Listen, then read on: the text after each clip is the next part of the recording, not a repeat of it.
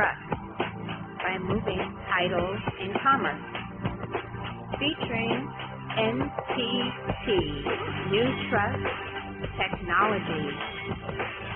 Presenting your host, Christian Walters.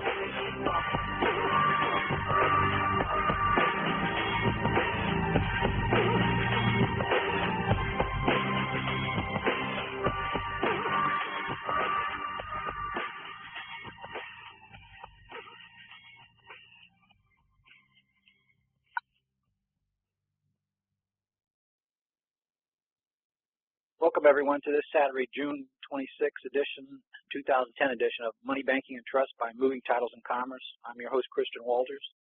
Welcome to NTT as New Trust Technology, and we'll do the disclaimer next. Take notice and acknowledgement with agreement that this show and or documents is private and not to be construed or relied upon as being legal advice for an individual legal situation or implored for making a legal decision. You will not use any of this information for making a legal decision or performing a legal procedure and is not a substitute for legal advice and or guidance by a licensed attorney. This private show and or documents are for academic informational purposes only to be used at your own risk without liability to Christian Walters.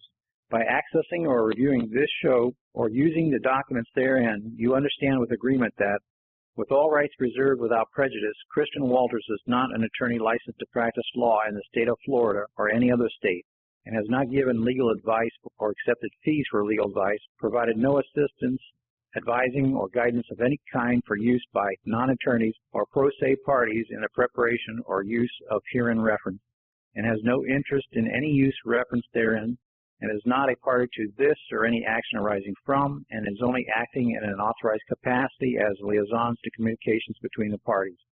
By reading and or using this information, you acknowledge and agree that you are not a client of Christian Walters. These documents and or short recordings are incomplete and void without this notice agreement being attached herein by reference, and a breach of this agreement. Upon breach of this agreement, the breaching party becomes liable for admiralty commercial damages of $100 million or more per stultification or impairment per Christian Walters' discretion. Thank you for your understanding. Once again, thank you all for attending this Saturday, June 26th show. Welcome to NTT. We're picking up on Corpus Juris Secundum, Book 30A, 1992 edition, Section 3 on page 288, which is maxims. Section 93, in general. Courts of equity must follow general maxims in rendering relief, which maxims are, in general, enforced by the courts, but are subject to limitations and exceptions. Courts of equity must follow general maxims in rendering relief, and these maxims are, in the strictest sense, principia, the beginnings out of which have developed an entire system of equity jurisprudence and are in general enforced by the courts. In their applications, maxims and principles are subject to limitations and exceptions, and sometimes one maxim restricts or limits the use of another, or a combination of several maxims may control the decision. The maxims of equity may be invoked to protect an existing right, but are unavailable to create a right where none exists. And no maxim of equity may be invoked to destroy an existing legal right. Principles of equity and justice are universal and are not confined to one jurisdiction or court.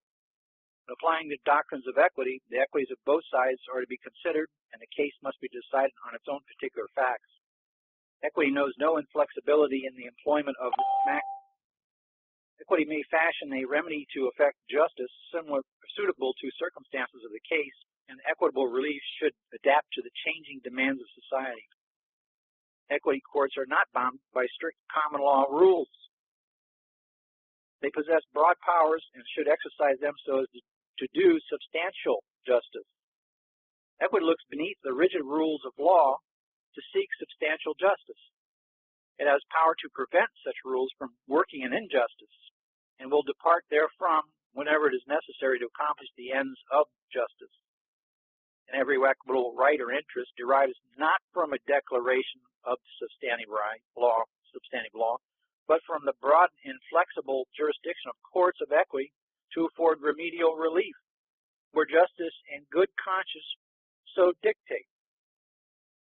Equity administers its remedies in accordance with its own rules, and one who seeks the aid of equity is governed by the rules and principles, and cannot complain that the strict rules of law are not enforced. The maxims and principles of equity apply to suits in equity, even though the suit is not cognizable in the law courts. Next section, aiding volunteer. The Court of Equity will not aid a mere volunteer, especially when to do so would have necessary effect of defeating the vested legal title. Next section, certainty. In equity, that which can be made certain should be so considered. Next, public policy. The general principles of equity will not be applied to frustrate the purposes of laws or to thwart public policy. Equity will not permit that to be done by indirection, which, because of public policy, cannot be done directly. Next section, double satisfaction. Equity will not suffer a double satisfaction to be taken. The meaning of the maxim is that equity will not permit a creditor to compel his debtor to pay his debt or other obligation twice. Next one is hardship. In a proper case, the Court of Equity will consider hardship as a factor in its determination. Next section, piecemeal administration of justice. The Court of Equity cannot administer justice piecemeal by extending its faculties to one party to the action and denying them to another. Next section, unjust enrichment. One must not enrich himself at the expense of another, and equity seeks to prevent unjust enrichment and will not permit one to enrich himself unjustly at the expense of another, as used in the maxim that one shall not be allowed unjustly to enrich himself of another's expense at another's expense. The word unjustly means unlawfully. It is a fundamental principle of equity that no one shall be allowed to enrich himself unjustly at the expense of another by reason of an innocent mistake of law or fact entertained by both parties. Equity abhors the unjust enrichment which comes from a double satisfaction of an obligation. Next section, restitution. Restitution is granted only where it is equitable to do so and is ordered on the principle that a court of equity will order one to do what in good conscience he should do. Next section, time as which applied. In conformance with the general rule that where justice requires it, an equity decree will be addressed to the rights existing not at the commencement, but the time of the determination of the suit. Equity maxims are applied to the status of the case and the parties which they stand at the time the relief is administered by decree rather than at the date of the institution of the suit. Section 94. Equity seeks to do justice and avoid injustice. Equity seeks to do justice and equity between all parties, and it does not act unless justice and good conscience demand that relief should be granted. It will not do injustice or inequitable things. As discussed supra, section 2, a court of equity is a court of conscience, and it seeks to do justice and equity between the parties, all parties. Equity seeks to strike a balance of convenience as between litigants, and it looks at the whole situation. It does not act unless justice and good conscience demand that relief should be granted, and acts only in accordance with conscience and good faith. A court of equity acts in the furtherance of justice and in accordance with the principles of justice and fair dealing, and a court should, as far as possible, avoid a final determination inconsistent with equity and good conscience. Equity will guard against suppression even while exercising a salutary equitable power. It seeks to prevent, avoid, or rectify injustice, and its policy is to discountenance bad faith and neglect. A court of equity will not do injustice or inequitable things and should not lend its aid to bring about a greater inequity. A doctrine or principle will not be applied or invoked for the purpose or with the result of defeating equity or doing an injustice even to a wrongdoer if it can be avoided, or against an innocent stranger to a proceeding, nor will it permit a party having a legal right to avail himself of it for the purpose of injury, injustice, or oppression. It will not issue its writs to oppress or to hinder and delay justice or apply a remedy worse than the ills that it seeks to cure.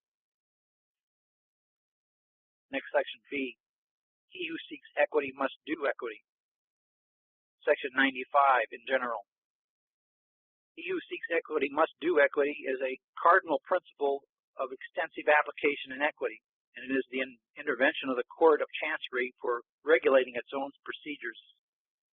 It is a maxim of court of equity that he who seeks equity must do equity. This maxim expresses a cardinal, elementary, and fundamental principle, is one of the oldest, best settled, and most familiar maxims in equity jurisprudence, and has been considered the source of every doctrine and rule of equity jurisdiction. It is a favorite maxim of the courts of equity, and is called to be its first maxim, and is of extensive application, not being limited to any particular class of cases, but being applicable to all classes of cases, whenever necessary to promote justice, and in every kind of litigation, and to every species of remedy. A suitor cannot escape the effect of the maxim by resorting to legal niceties. The maxim is not a precedent for moral observance, but an enforceable rule of law. Nevertheless, it is a general rule guiding principle in the administration of equity rather than an exact rule governing specific and well-defined cases. Except where the maxim has been given force through the statutory enactment, the power of the court to enforce the maxim is not conferred by statute, nor is it exercised for the purpose of enforcing any contractual rights. It is the intervention of the Court of Chancery for regulating its own procedure, and in the application of which the court, not as an inflexible rule, exercises discretion in the interest of equity and justice. In applying the maxim, the court is considered primarily with the rights and duties of the parties intercessing. Next, section 96, scope and limitation of a rule. The maxim that he who seeks equity must do equity requires a person seeking relief in equity to accord or offer to accord to the other party all his equitable rights with respect to his subject matter, but it does not apply so as to defeat equity or legal rights or to require a person to sacrifice his own rights. The maxim that he who seeks equity must do equity requires that any person seeking the aid of equity shall offer to accord, or will have been compelled to accord to the other party all the equitable rights which the other is entitled to in respect to the subject matter involved. It means that he who seeks the aid of equity, a court of equity, subjects himself to the interposition of such terms as the settled principles of equity require.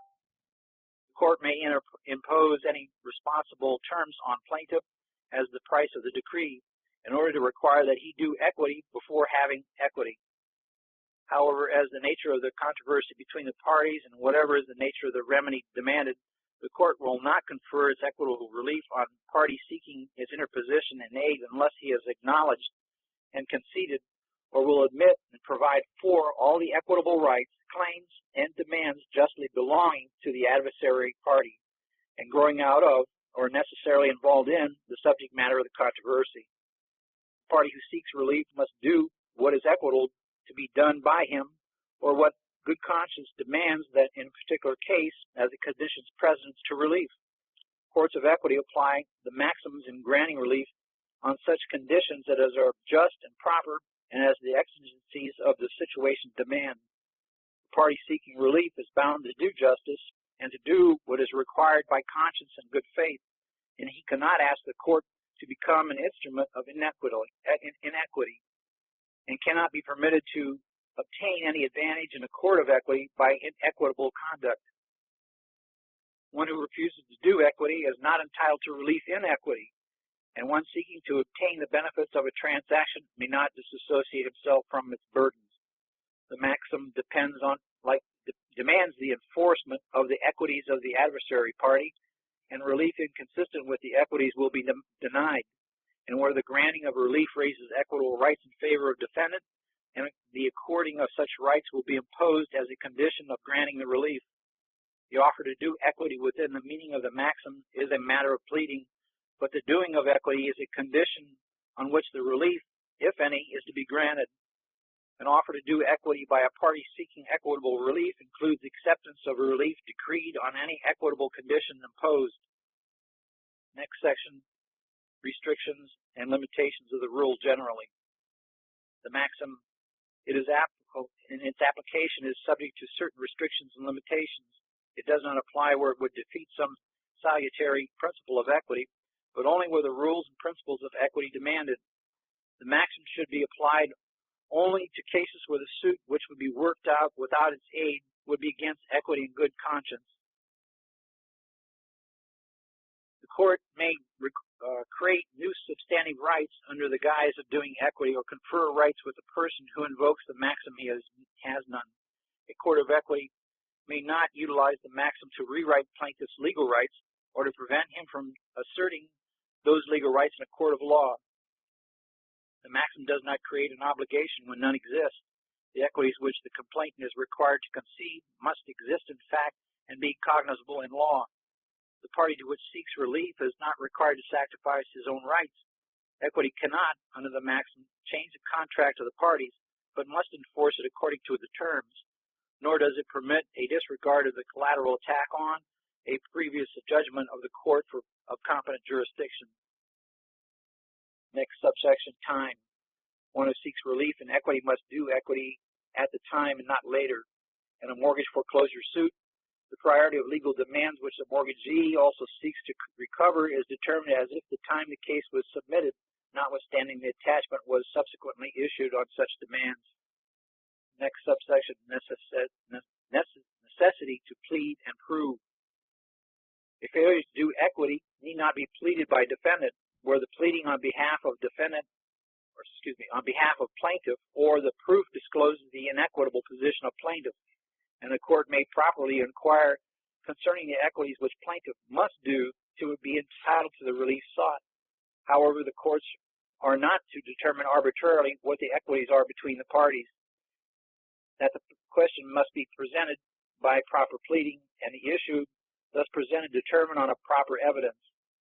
Also, it has been held that it is not incumbent on the plaintiff as a part of his case to prove that he has not failed to do equity, but there is also our authority which states that he who would invoke the aid of the court of equity must show that he has done equity to him from whom he complains.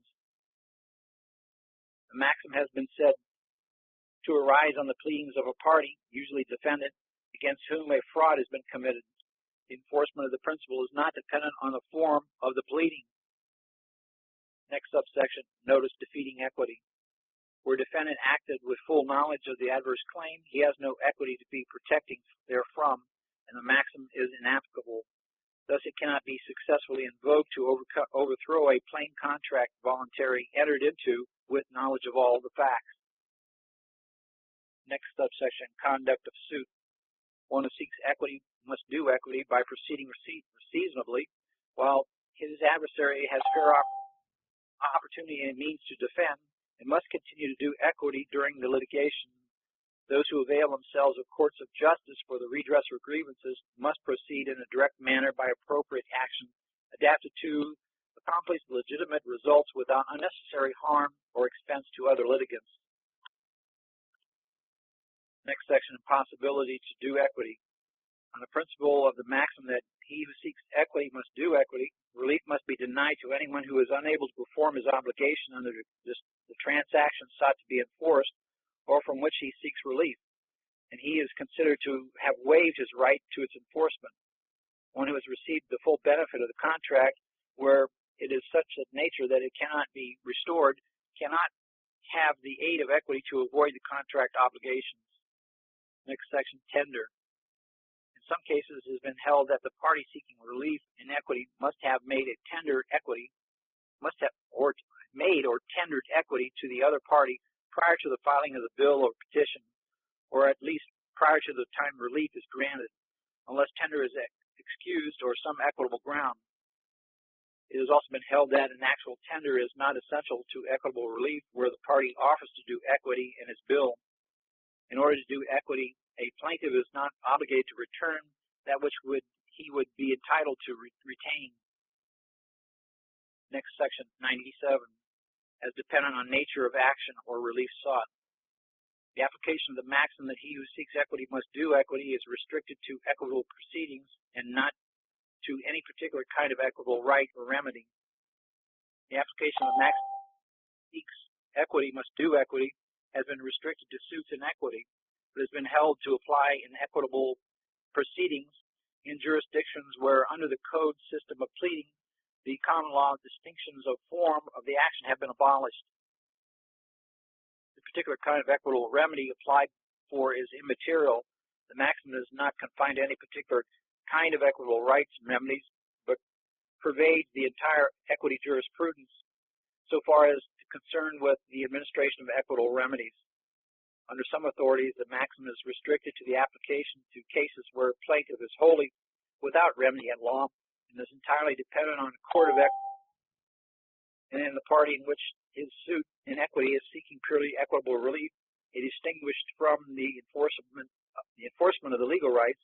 It has been held it has no application as to a party who is seeking the enforcement of a strictly legal right, and where the parties have stipulated for a purely legal liability of the suit is on such obligation, or where the party is seeking to avail himself of a substantial right under the express provisions of a statute.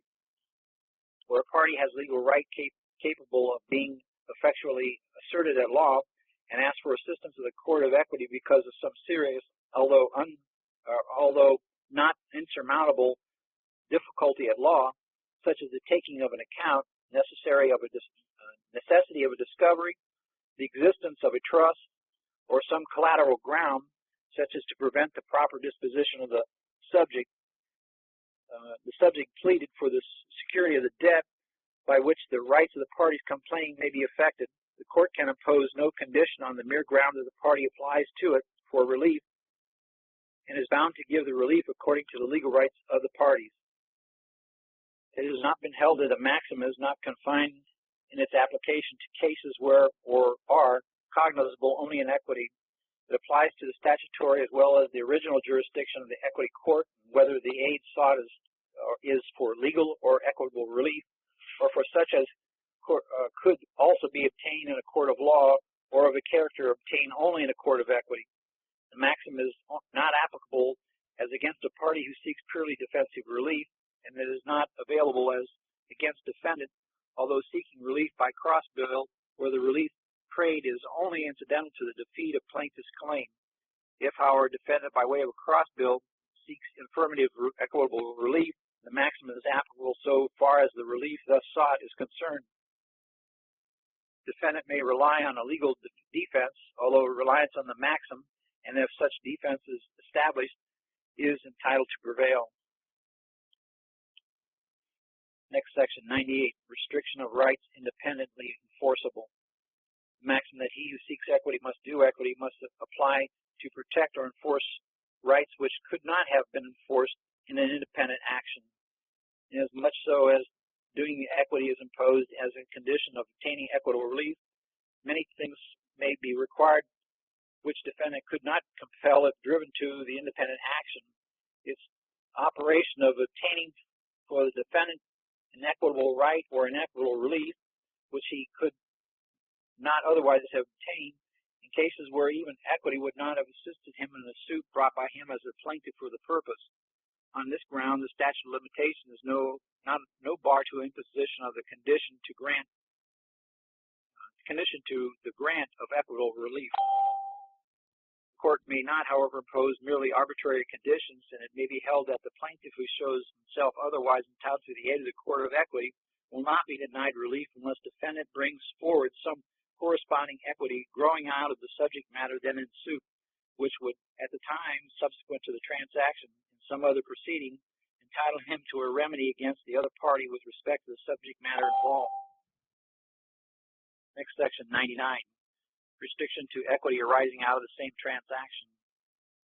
The equity of such a party who seeks equity is required to do must arise out of the transaction and subject matter as to which he seeks relief, and be in favor of one of the parties to the suit and not a stranger thereto. The equity which the party who seeks equity is required to do must arise from and belong to the transaction and subject matter as to which he seeks relief, and where the party has no rights in the subject matter, the maxim is inapplicable. It does not embrace outside matters. Its application depends on the character of defendant's equity or legal right, which must in some form amount to a charge on or equity against the particular demand set up in the bill or the conveyance or conditions limiting it.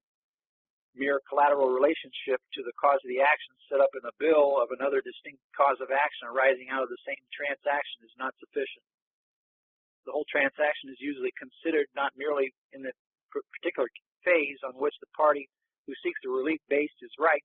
It is a reciprocal equity between the parties which must be accorded, and the defendant cannot insist that the plaintiff do equity to a stranger.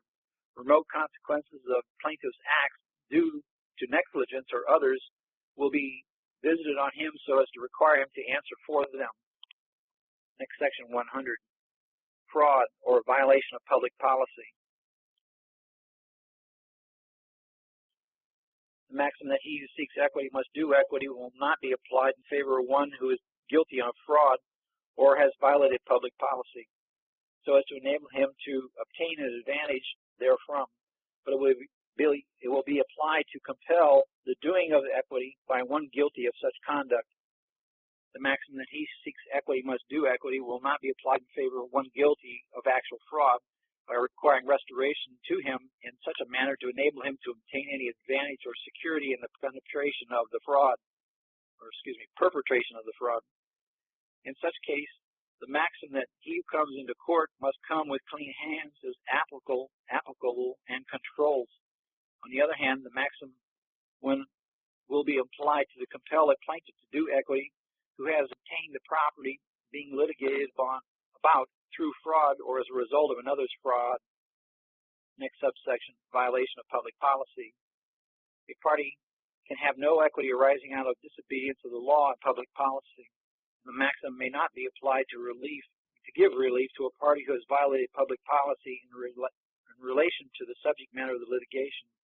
On the other hand, a defendant who has a party to a transaction in violation of public policy or who knowingly accepts benefits of such transactions cannot maintain a technical legal position in a court of equity and thus shift the entire burden to another party to the latter's detriment, but he will be required to do equity as a conditions precedence to relief. Next subsection, honest misrepresentations. Court of equity will deny relief to a party who, on the injury of another, has misrepresented facts connected with the relief sought, whether the misrepresentation were made with intent to defraud or were made in the honest belief that they were true. So, as long as the person making them retains the benefits flowing therefrom. Next section, 101, party. Maxim that he who seeks equity must do equity applies to any party who seeks affirmative equitable relief, including the federal government and the state, and its divisions and instrumentalities. The maxims that he who seeks equity must do equity binds not plaintiffs alone, but any party who affirmatively seeks equitable relief, including plaintiffs. And such is true with respect to such as cross complaints, defendants, and interveners. The maxim is applicable only to a person who, as actor, appeals to a court of equity to maintain relief. It does not bind one who does not seek affirmative equitable relief, and it gives the court no power to impose terms on defendant as a condition of dismissing a bill not sustained by the proofs, even where defendant has filed a cross bill seeking defensive relief. Next section, sovereign. A sovereign who asks for equity must do equity. Next section, federal government. The federal government, when applying for relief in a court of equity, is as much bound to do equity as a private litigant. Next section, state and divisions thereof. The maxim applies to a state, its divisions and instrumentalities, where it invokes the jurisdiction of equity. Next section, corporations doing business without license. The rule that a plaintiff in equity must do equity is not relaxed simply because the defendant is unqualified for incorporation and is where it is carrying on business in the jurisdiction without the required license. Next section, C, clean hands doctrine. Section 102, in general. The clean hands maxim bars relief to those guilty of improper conduct in a matter to which they seek relief. It is invoked to protect the integrity of the court. He who comes into equity must come with clean hands. The well-established principle expressed in this maxim is one of ancient origin and broad application. It is a cardinal maxim, an expression of the elementary and fundamental conception of equity jurisprudence. Although not the source of any destructive doctrine, it furnishes a most important and universal rule affecting the entire administration of equity jurisprudence in a system of remedies and remedial rights. This maxim expresses rather a principle of inaction and one of action, rather than one of action, and may be invoked only to prevent affirmative equitable relief. The maxim means that equity refuses to lend its aid in any manner to one seeking its active interposition who has been guilty of unlawful or inequitable conduct as a matter with relation to which he seeks relief. Equity denies affirmative relief for such conduct, no matter how improper may have the defendant's behavior been, or how serious are the charges of wrongdoing laid to the defendant, and even though thereby leaves undistributed in an ostensible full legal effect acts or proceedings to which affirmatively set aside but for such consideration. The maxim is based on conscious and good faith, and it is not strictly or primarily a matter of defense. It has been held by the courts that the maxim is not applied to favor of a defendant, but is a disability to the plaintiff, and has nothing to do with the rights or liabilities of the party, but is involved in the interest of public on the grounds of public policy and for the protection of the integrity of the courts. Accordingly, and to some authorities, the principle withholding relief from complainant because of unclean hands is punitive in its nature, but others hold that the maxim is not invoked for purposes of retribution or punishment. Whether parties are within the application of the maxim is primarily a question of fact, and the courts, on any suggestion that the plaintiff has not acted in good faith concerning matters in which he has based his suit, must inquire to the facts in that respect. There must be some evidence to justify the application of the doctrine by the court, and it should not be applied unless the person against whom it is sought to be applied was appraised of the claim of unclean hands and afforded an opportunity to present such evidence as might bear on the issue. Next section, 103, cognate maxims and principles. The clean hands maxim is cognate with numerous other principles that equity invokes in refusing relief to wrongdoers. The clean hands maxim is frequently expressed in other forms and includes within the operation various other maxims and principles. Among such other principles and maxims are the following. He who has done inequity shall not have equity. He who has done inequity or has not done equity cannot have equity. The enforcement of a right may be barred by laches. Equity does not adjust differences between wrongdoers, and equity will not effectively aid the doing of a wrong. Other maxims and principles include within the clean hands maxims are that no one should be permitted to be found a claim on inequity or acquire property by crime. A right cannot arise from anyone out of the wrong, and no one should be permitted to profit by or take advantage of his own wrong. One having a legal right will not be permitted to avail himself in any equity for a purpose of injustice. Extirpati causa actio non oretu, just ex injura non oretu. Forgive my Latin. With respect to fraudulent transactions, the clean hands maxim is cognate with the principles that no action arising out of a fraud or deceit, and that equity will not aid a frauddoer either to permit him or to derive any benefit from his fraud, or to relieve him from the consequences thereof. Pari delicto. And pari delicto is corollary of the clean hands maxim. There is no bar to apply the clean hands doctrine in such a case in which the plaintiff and the defendant are both parties to a fraudulent transaction. Although this discussed in infra section 112, relief is sometimes awarded even when the parties have been found to be pari delicto if in the other particular case public policy is found to be best considered by that course. As to the parties in pari delicto, the principles cognate with the clean hands maxims include equity will not relieve one party against another when both are in a pari delicto. Where both parties are equally in the wrong, defendant holds the stronger ground.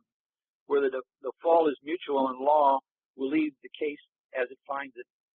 The term peri delicto must refer to fraud or inequitable conduct on the part of each party to the transaction. In all cases involving moral delinquency or turpitude, all parties participating are determined to be peri delicto. Next subsection, relation to maxim requiring doing of equity. The clean hands maxim is cognate with which declares that he who seeks equity must do equity, although there is a distinction between the two maxims.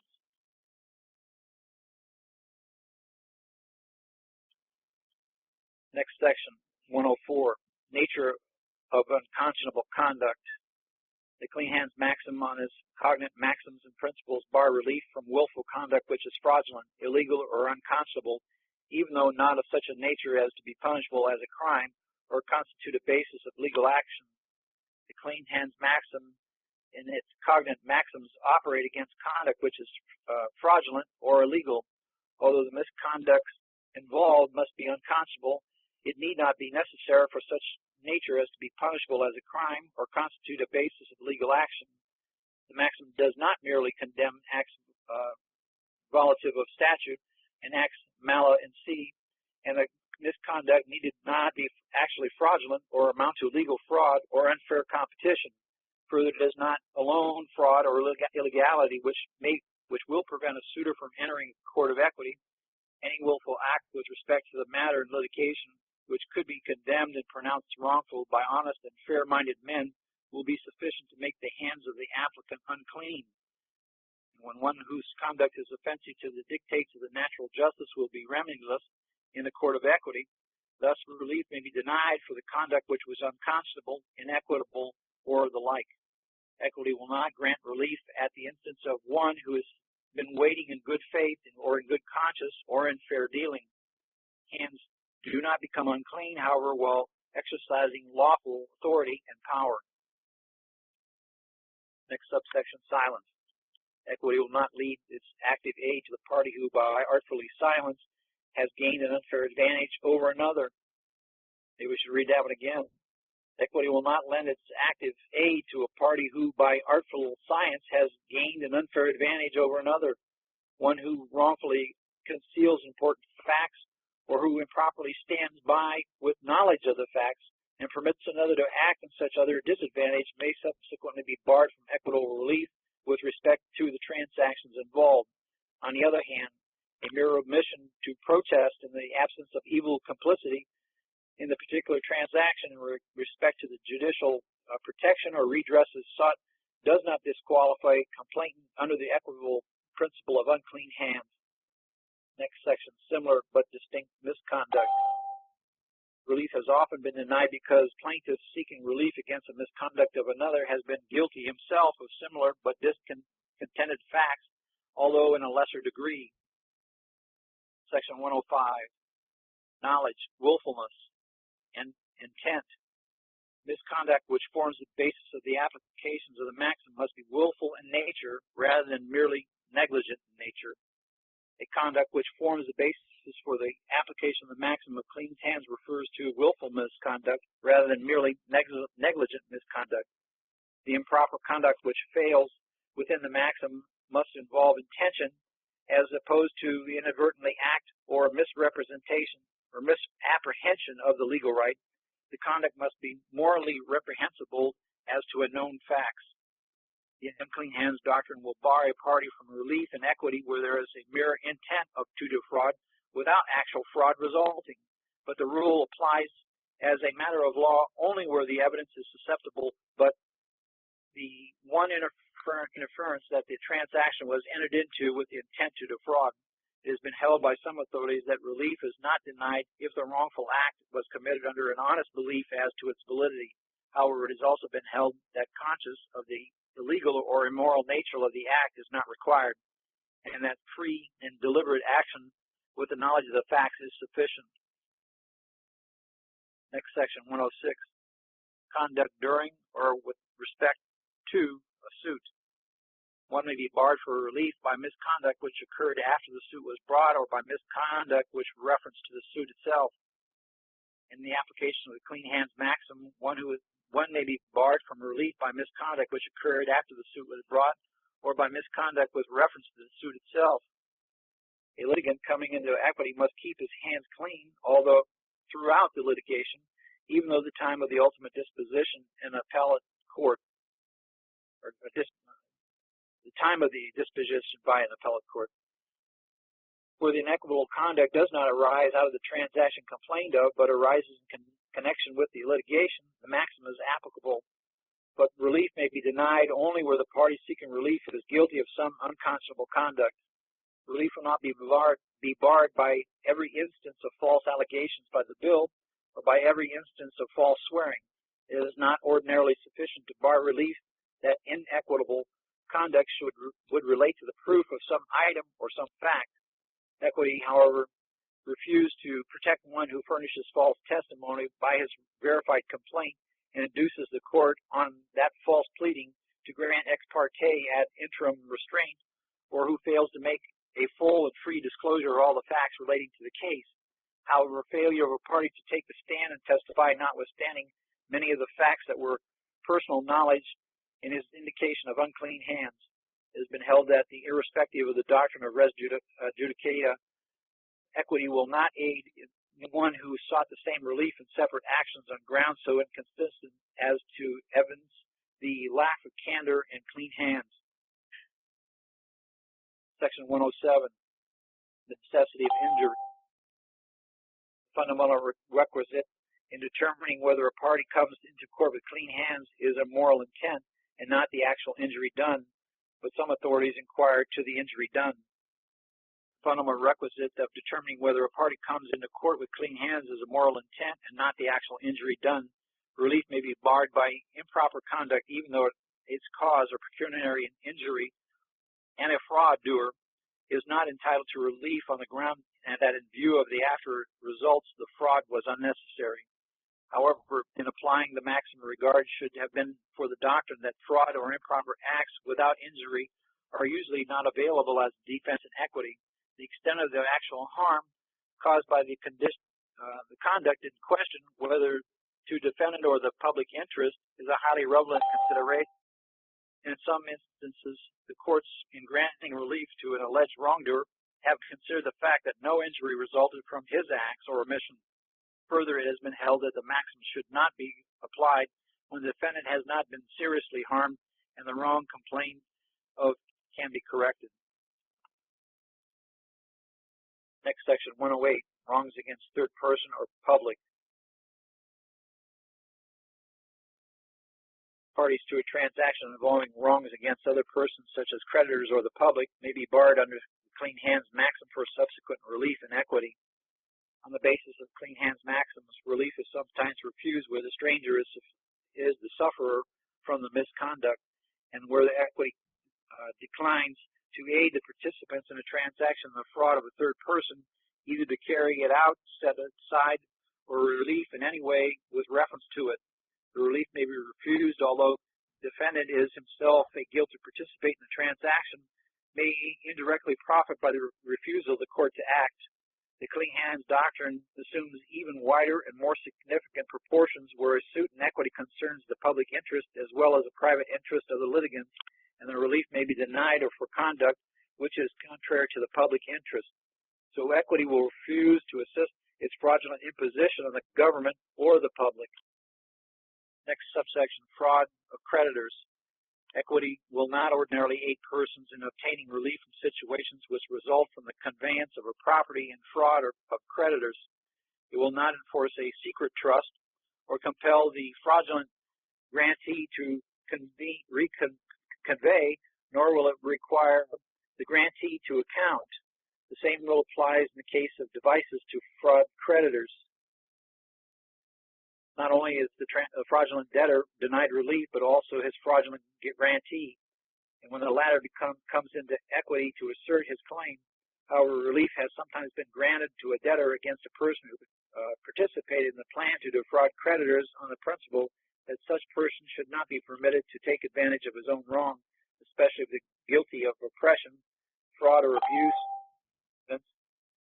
or violation of fiduciary relationship with respect to the debtor. Next section, 109. parties bound.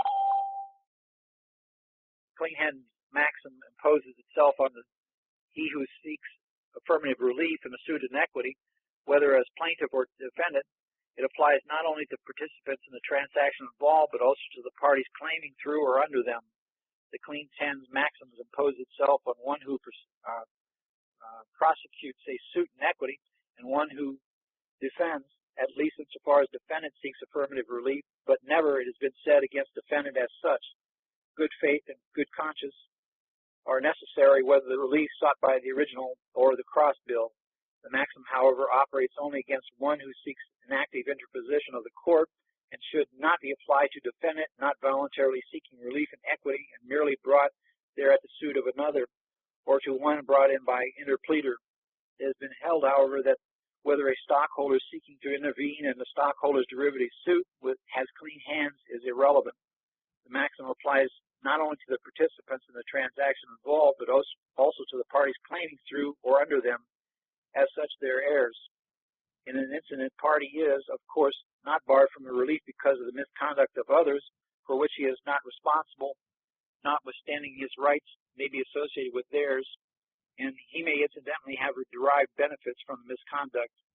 Also, the rule of clean hands is not applicable to the heirs of one guilty of a fraudulent transaction where the heirs did not participate in any wrong and could establish their right to relief without proof of the fraud charged to those from they inherited their rights. Next subsection, infants and incompetence.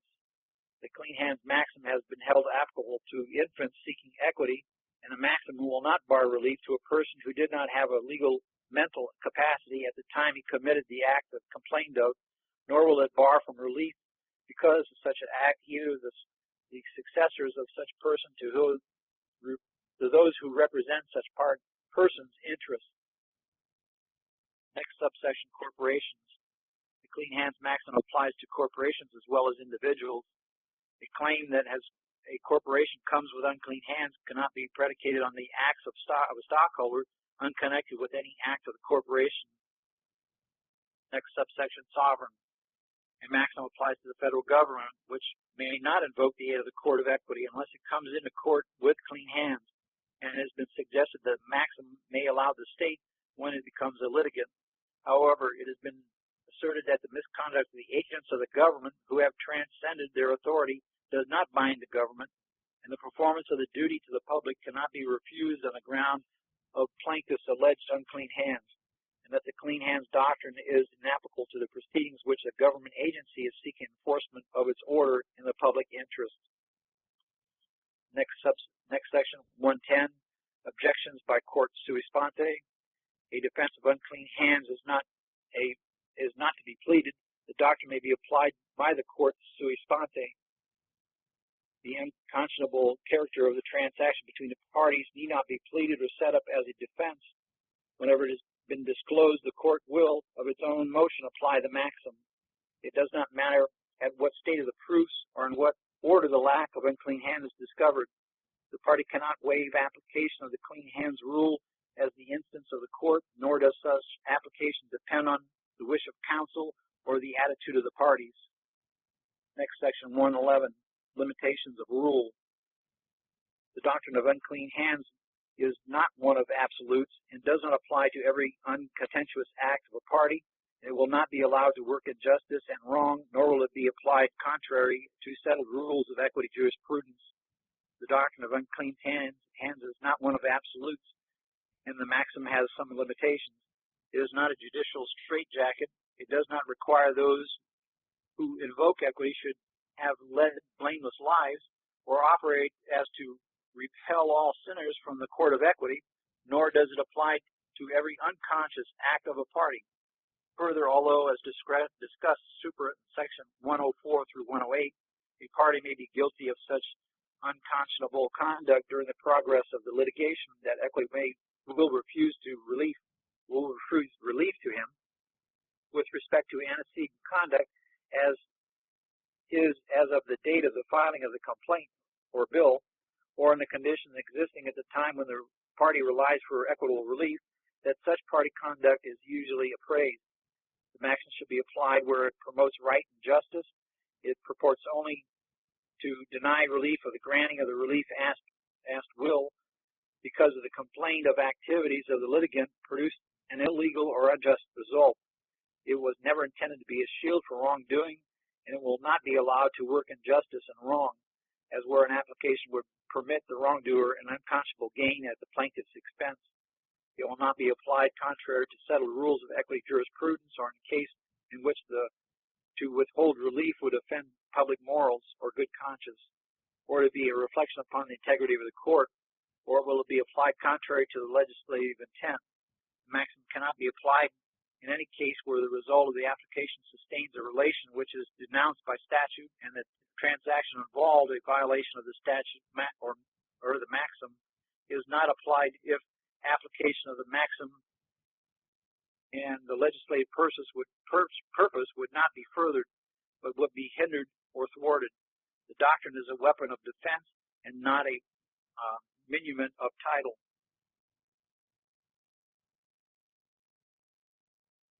In some cases, relief may be given while imposing a condition to the character as to eliminate this asserted wrong, and the party purging his conduct as far as possible to obtain relief, although relief will not be granted merely because plaintiff is temporarily prevented by acts beyond his control from pursuing his objectionable conduct. Where equity has assumed to act, it must do complete justice regardless of whether litigants originally came into court with clean hands.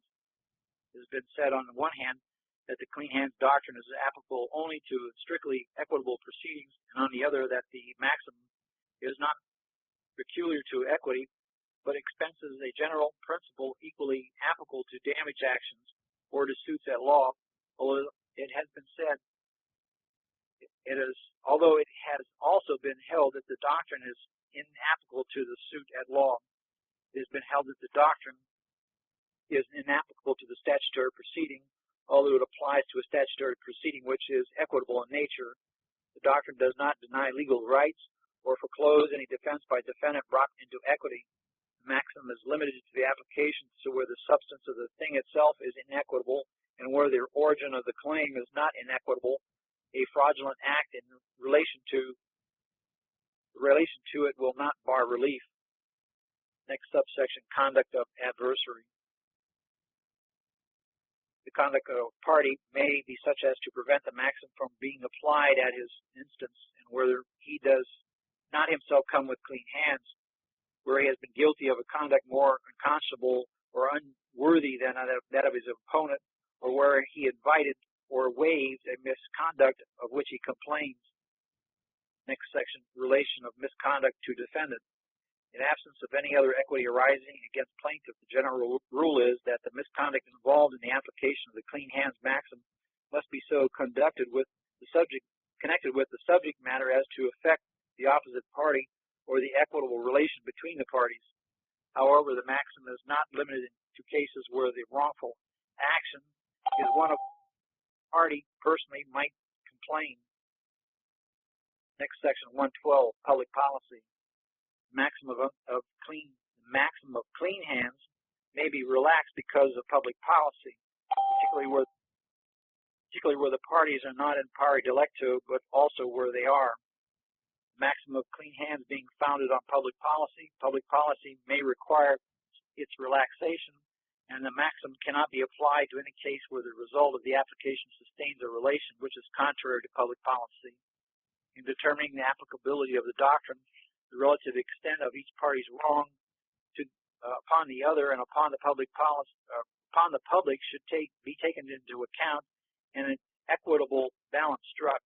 If the parties are not in pari delicto, equity may, on grounds of public policy and to prevent a greater wrong, extend relief to one who is comparatively innocent. This situation is often presented in cases in which the wrongful conduct of a party seeking relief has come about through undue influence arising from a trust or similar relationship of the parties, or through mental weakness, fear, oppression, or the like circumstances which measurably excuse the wrongful conduct involved, or where a transaction involves violation of a statute by both parties and the plaintiff is one of a class for whose protection or benefit the statute was enacted. When even the parties have been found to be in pari delicto, relief is sometimes awarded if the particular case public policy is found to be the best conserved by that course, as where the result would be to leave the property in controversy in the hands of the one who has no claim thereto, or to require further litigation between the respective claimants. Next subsection, individuals protecting public rights. The maxim has been held that no application to the individual seeking equitable relief against the invasion of public rights. Next section, 113, relation of misconduct to subject matter of suit. The misconduct failing within the clean hands doctrine must relate directly to the matter in litigation rather than the general morals of the party seeking relief. The misconduct which fails within the clean hands maxim must relate directly to the transaction concerning which complainant is made or subject matter in litigation.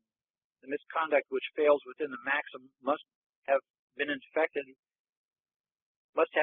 the cause of action so as to entertain it would be violative of conscience. It is not sufficient that the wrongdoing is remotely or indirectly connected with the matter in a controversy. The maxim does not apply to collateral matters not directly affecting equitable relations which exist between the parties. The trial of the issue relating to clean hands cannot be directed into a proceeding to try the general morals of the parties, and relief is not denied merely because the general morals, character, or conduct of the person seeking relief, where the right itself is not based on inequitable activity. A court of equity is not proper forum for punishing this sort of conduct unless it amounts to contempt. Thus it is a great variety of cases, particularly wrongdoings or claimant misconduct, not connected with the matter in controversy or sufficiently related thereto, have been held not to bar relief. A party may have relief as to transaction itself unattained, although his title to the subject matter may have originally grown out of his wrongful act, not connected with the present controversy. One does not always forfeit a right fairly acquired by the subsequent misconduct connected therewith. Next section, 114, applications of rule.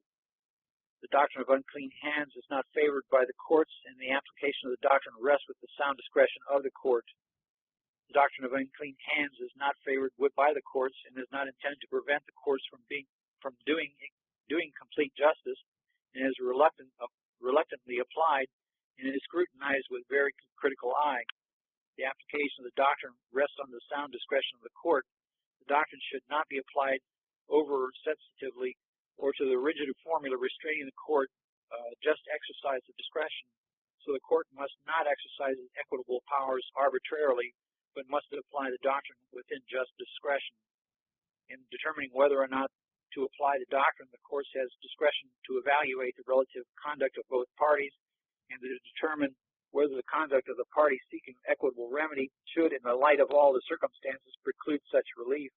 Thus, the court may balance the equities between the parties in determining whether or not to apply the doctrine. It is the effect of the inequitable conduct on the total transaction that is determinative of whether the doctrine shall or shall not be applied. The effect of the doctrine is that the courts of equity will leave the parties as it finds them. The doctrine should not be applied where both parties are guilty of a bad conduct which each attributes to the other, or where the harm done to the defendant is not serious and can be otherwise corrected, or where such application would prevent relief as to other parties in interest to whom the maxim has no application. Also, the doctrine should not be employed to insulate the parties who asserts from the consequences of his own wrongdoing, particularly where the consequences of denying equitable relief would be visited upon the party seeking it to forfeiture of an extreme proportion. Next section, equitable estoppel. A party invoking the doctrine of equitable estoppel must come into equity with clean hands. Next, shareholders' derivative suits. The doctrine of unclean hands is fully applicable in shareholders' derivative suits. Next subsection, antitrust suits. The doctrine of unclean hands is not a defense to antitrust actions. Next section, illegal transactions. Maxim ordinarily excludes from the court of equity either party to the transaction who affirmatively seeks to enforce or obtain relief against transactions tainted with any form of illegality or with violations of public policy. But this does not mean that the courts must always permit the defendant wrongdoer from retaining the profits of his wrongdoing merely because plaintiff himself is possibly guilty of transgressing the law in the transaction involved. Equity will not aid anyone in the commission of a crime. By applying the clean hands doctrine, the court does not sanction or approve the conduct of one who engages in an illegal transaction and then set up his own wrong to avoid his obligation. The court simply closes the door to both parties. However, in view of the rule discussed supra, section 111 through 113, that the doctrine of clean hands may be relaxed when public policy requires its relaxation, it has been held that the fact that the person is a party to an illegal voting trust agreement does not prevent him from attacking it. Next, section D, other particular maxims and principles, page 331. We'll pick up next on section 115, which is equity aids the vigilant and not those who surrender on their rights. Excuse me, not those who slumber on their rights. We'll pick up on D next time, 331. So let's switch to the Q&A. Q&A session started. Press *6, *1 to get into the queue line and ask a question. Press *6, *1 to get in line. Hi, Christian. Hi, Chris. How you doing? I'm doing okay. You really intrigued me with this presentation. What triggered for me is that unlawful detainers are actually under equity law, and so they really don't want you to have any kind of a defense, with the exception of coming in with. I went and looked and see how unlawful detainers relates to the unclean hands doctrine, and the only way that I came up with is if you've rescinded and canceled the contract prior to the unlawful detainer. And that would be the prima facie evidence in an unlawful detainer, not as a defense, but you had already, prior to the unlawful detainer, had canceled the contract. Right. And I thought that was interesting. The other thing that I came up with is, merging the titles. Let me just read you this little clip. Under Chapter 7, Bankruptcy Proceedings, the debtor turns over all non-exempt properties to the bankruptcy trustee, who then converts it to cash for distribution to the creditors. The debtor receives a discharge of all dischargeable debt. Return. Now, as I was mentioning to you last, Monday or Tuesday, one of the adversarial proceeding documents that I put together was to call forth, just like it was, the language that we're using in regards to merging the titles, to call forth all of those assets as being something that plaintiff in the bankruptcy case actually owns. Therefore, the banks are forced to have to bring that stuff forward to be liquidated as part of the asset-based debts in the bankruptcy case. Yeah, that's there's a lot in here that can be applied, to what we're working on. That's right. I had a question with what you said there. What was it that they listed was exempt from listing? Exempt properties to the bankruptcy. It doesn't say. It's not that clear. Oh, I posted that over at our site. I posted that link, and it goes into further detail. I wonder if that might be classified as a special. Well, nevertheless, when you look at unlawful detainers, small claims, and you're looking at bankruptcy courts, those are all equity courts. So if you're going to be doing any merging of the title and you got them on a spot, they want to come into the court, you've already canceled out and revocated the contract, so that's unclean hands. That's what it comes under, is that there's already dispute that pre-existed those particular matters, either unlawful detainer, small claims, and or the bankruptcy. Therefore, that is the unclean hands doctrine. That's what it falls under. There was already a protest and objection to the contractual relations. But if you walk into a bankruptcy court and say, look, these guys were not authorized, they have taken my instruments, these things still belong to me, I'm claiming them as my trust res, and I want those funds liquidated in order to pay off all the debts in my life. Now, the judge is going to sit there and say, well, that's my job. I have no choice. We're not even going to go to discovery. I want you, the people that are the trustees, to bring those assets forward so we can list them on this list so we can liquidate the debit with the asset side. He's merging the titles in bankruptcy. Yeah. So we're actually using the judiciary to do the same thing that we're doing administratively. Yeah, it looks like, the bankruptcy court is set up to get you back on your feet so you can do more debt again. But here all along we could have used the trust in never getting into it. That's right. I agree. We could have put titles all along. And the other thing is, too, that was mentioned while I was looking under unlawful detainers, because I've been looking for a proper response to an unlawful detainer, because a lot of people are going through that right now. It appears that a bill given to the opposing party is substantial enough to offset an unlawful detainer. And I'm going to have to do a little more investigation on that. But it said that if there has been a bill submitted, say, for instance, somebody did an administrative process, therefore they've got like either a maritime lien or they've got some kind of a bill for time accrued and or for not responding, therefore they've defaulted them and they have some kind of a bill.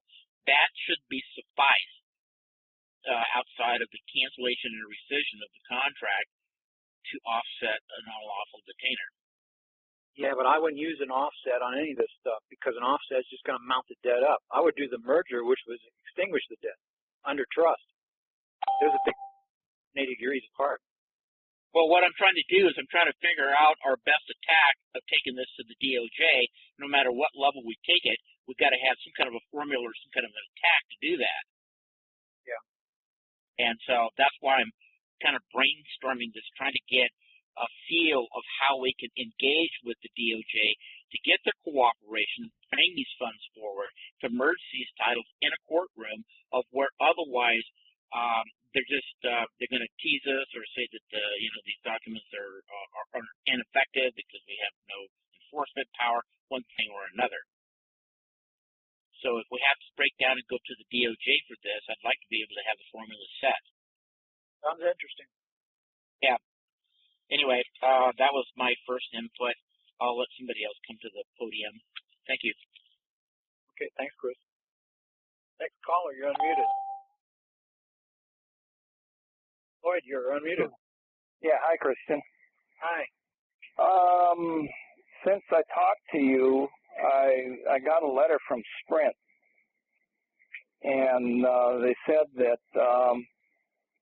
we are unable to accept the UCC financing statement amendment, RA blah blah, that you referenced in your original letter as a form of payment.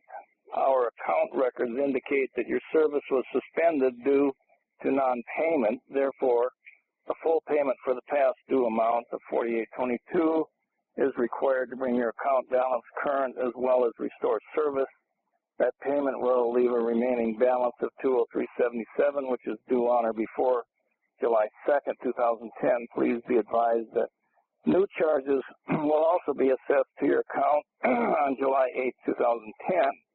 Acceptable forms of payment on your reference Sprint account are limited to cash, check, or credit/debit card. Please note that if an acceptance form of payment has not posted to your account by July 10th, 2010, you should contact Sprint to verify the balance and past due amount that is required to restore your services. Should you have any additional questions, please contact me by calling this department toll-free at blah, blah, blah. I'm available Monday through Friday, so on and so forth. Sincerely, Tiffany Foster, Executive Analyst. Now, the interesting thing is this letter came from Texas and came from Tiffany Foster rather than Robert Brust in Shawnee Mission, Kansas, who is the trustee, and the named trustee on the UCC 1 or UCC 3, and I've also named 3 or 4 other CEO and so forth as co-trustees. So anyway, this is a definite refusal by not the trustee. Yeah, it sounds like they're building evidence that's going to keep on supporting their general deposit or the debtor-credit relationship. Right, exactly. I would come back and write my letter saying, hey, you're mistaken under your assumption that this is a general deposit debtor-credit relationship. The nature and character of the deposit has been changed to special, and you are hereby in breach and opportunity to cure, blah blah, whatever, something like that. Should I give them that opportunity, or should I just go ahead and file? I don't know if you give an opportunity to cure so far. I forget what you said. Pardon me? An opportunity to cure? I haven't yet because I got this Thursday, and I wanted to talk to you about it before I did anything further. I know I had 2 options: one, to either send them a letter with an opportunity to cure, or just file a breach of trust suit, or whatever you call it. And I wanted to see which way you would suggest. It's like they're trying to come back at you and get the payment out of you, but you need to come back and say, hey, my trustee was supposed to make the payment. How come he didn't make the payment? Yeah, right. I can do something to that effect, or I can just let them. Well, that or that and let them know they're. I would stick that a payment should have been made or has already been made per your special deposit. Yes. Mm-hmm. And if there hasn't been a payment made, then obviously the trustee has absconded with the funds. Mm-hmm. What would you suggest? Would you suggest that I address the letter to this Tiffany Foster and send a copy to the trustee? Writing to her that rebuts what she says, but I would bring it back to the fact that a payment has already been made per whoever your trustee is. Yes, right. That's what I'm saying. If I rebut this and then send the trustee the copy of the letter, I could do that. It's just that one of these letters is like. I would put in here this key word: you are mistaken. Mm-hmm. Okay. You are mistaken. Okay, I can start out with that word. You're mistaken on your assumption that I owe you this because a payment has been made. Check with so-and-so on the trustee on the account whether or not he's made the payment. Okay. That's a good idea. Okay. See, they're looking to become the takers again, and they are taking under a mistake.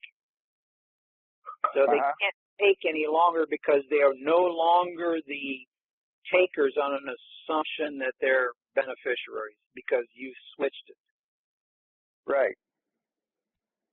Okay. I'll expect to hear from. I'll expect to hear from her then within 24 hours after receiving my my letter. That should be enough time, shouldn't it?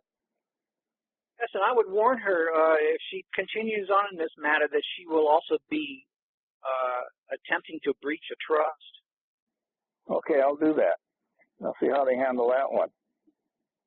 Obviously, you guys must be trying to collect money that's not due for an unjust enrichment. Okay, that's a good point. Mention that too. Unjust enrichment. Okay. Okay. Very good. Oh, let me write all this stuff down here. Yeah, so she's possibly trying to breach trust, and she's coming up with trying to collect on debt that's been paid for unjust enrichment. Okay. And all this, she's mistaken. Okay. Let me write those 3 points down. Mistaken, unjust enrichment, Attempted breach of trust. and breach of trust. Okay, I'll put those in a letter, and then I'll send it to her and certified mail, expecting a reply within 24 hours of her receiving that certified mail. And then I'll send a copy. Should I send a copy to the trustee, or what do you think? Yeah, send him a copy. Okay, all right. Yeah, that way he'll know that what's going on. I don't necessarily have to send his certified, though, do I? No, just you could always do an affidavit, I guess. It's really not important that his. An affidavit of mailing? Yeah, or have somebody third party mail it for you. That way you got as an affidavit that he did it. So that way you wouldn't have to go. Oh, okay. Well, I could have my my notary send it out. She doesn't have to send it certified. She can just send it out and make a statement that she dropped it in the mail or something. Right. Okay, I'll do that then. Okay, copy of letter to trustee. Okay. Now, I was kind of, I was listening to Chris, and I'm really not up to speed on what he's been talking about. I know that the bankruptcy courts are a court of equity. Could you explain to me a little bit if they're on the private side or the public side? I think they're on the public side, aren't they? Yeah, they're statutory bankruptcy courts, yeah, according to Title 11. So are they? So then their statutory equity is there such a thing? Statutory equity? Yeah, because you got like doctrine on unclean hands, which is reports back into the maximum. Mm-hmm. Well, how would that be to? I don't quite understand how a bankruptcy court of equity would be to our benefit if we were going into bankruptcy to get equity, other than get relief from not making any payments any longer. But wouldn't that be putting us in a position of slavery even at that point, instead of in a position of control? Yeah, because really you have to take in. You're governed by the Title 11 rules under this bankruptcy, under statutory trust. You've got yourself in a kind of a slavery to that, yeah, because you agreed to be governed by those rules.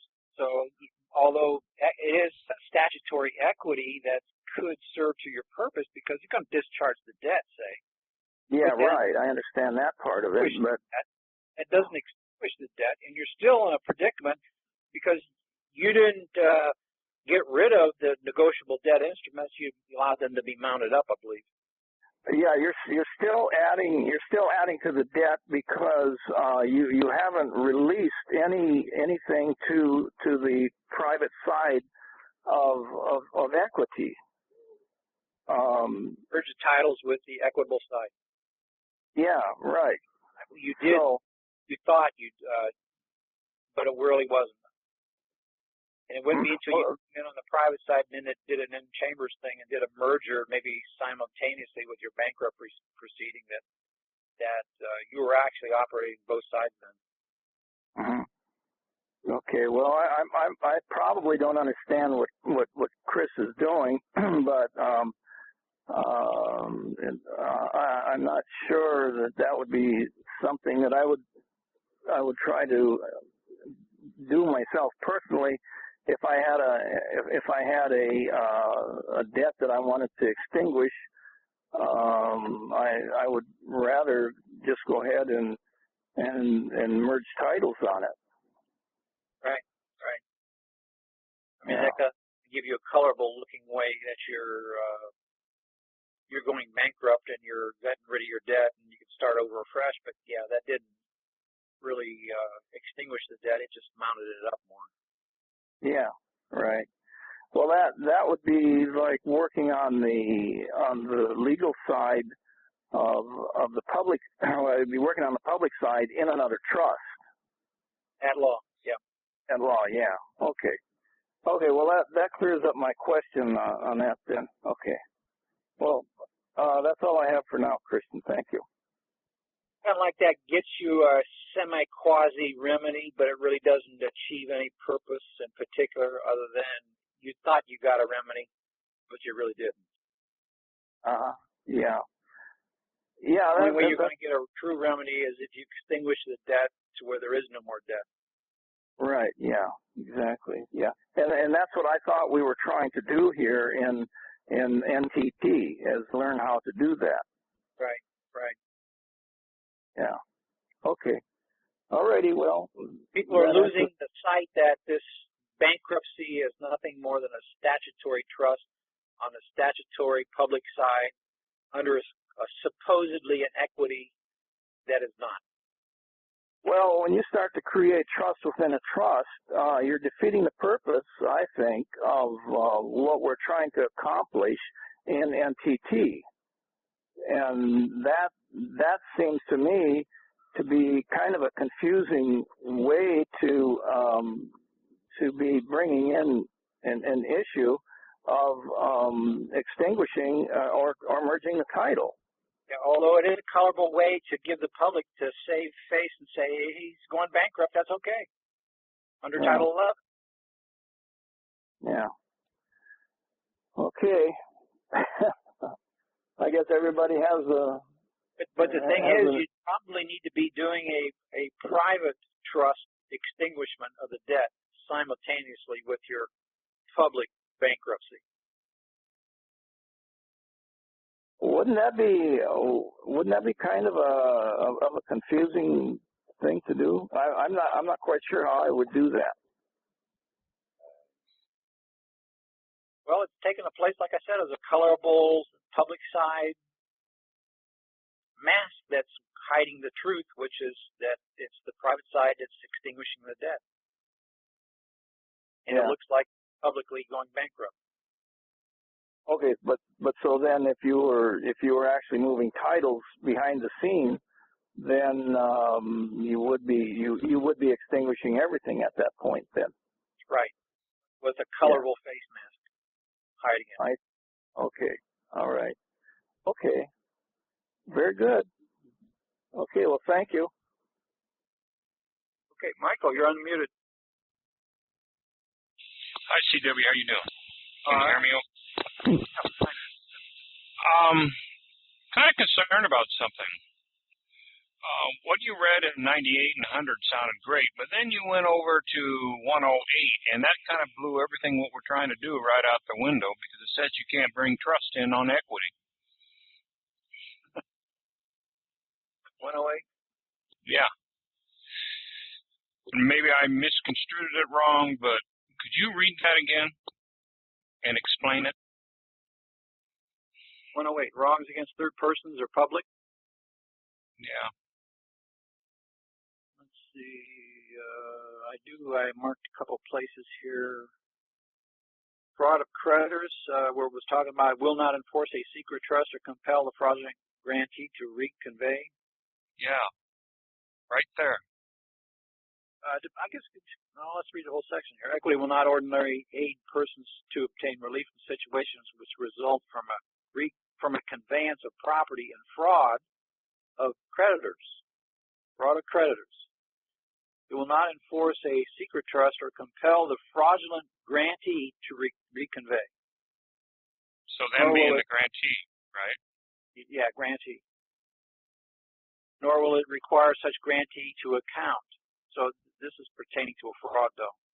Okay. I just want to get that clarified. Thank you. After that, towards the end of that section, it says that especially if guilty of oppression, fraud, or abuse of confidence. Abuse of confidence. And that was under, let's see, it says the relief has sometimes been granted to a debtor against a person who participated in a plan to defraud creditors on the principle that such person should not be permitted to take advantage of his own wrong or an abuse of confidence. So again, it's based on fraud, though. Okay. All right. Thank you for clarification. I'll turn it over to the next caller. Okay, next caller. Nobody else in the queue? Press *6, *1 to get in line. Anybody got a question? *6, *1. Nobody in the queue yet, so press *6, *1 to get in line. Raise your hand. Yeah, can you hear me? Yeah, John, go ahead. Okay, I've got a IRS situation, and it's getting very serious. I've got an order to move by the 7th of next month. What I'm contemplating is bankruptcy, and that's why I waited. You was talking about that earlier. I guess it's a twofold thing.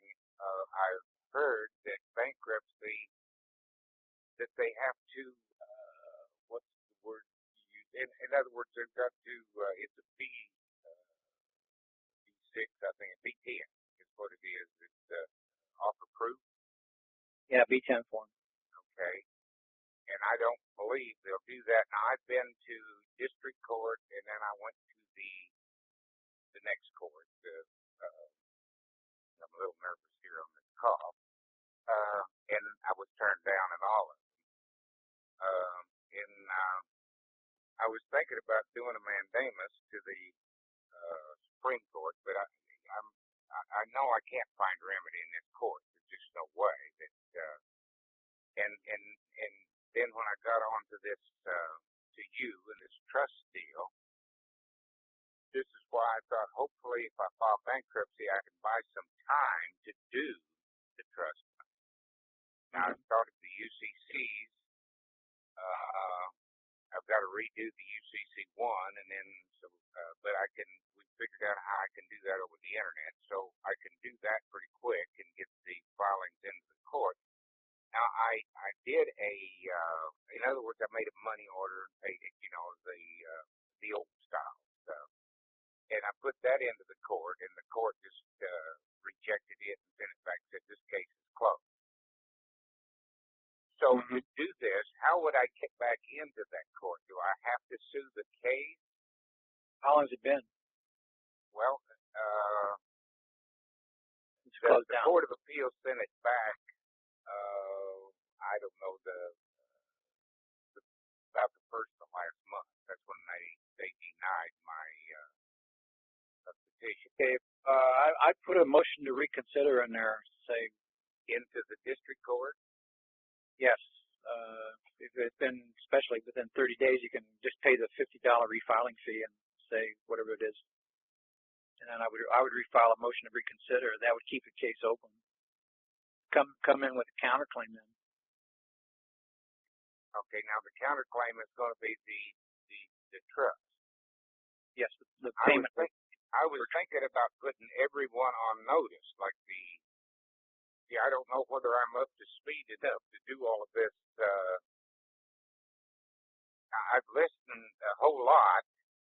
You don't agree with the bankruptcy then to buy time for education and so on? Yeah, you can. I mean, if it's a last resort, you go ahead and use that. That would put a temporary stay on it, unless they can lift the stay. And then start this other procedure.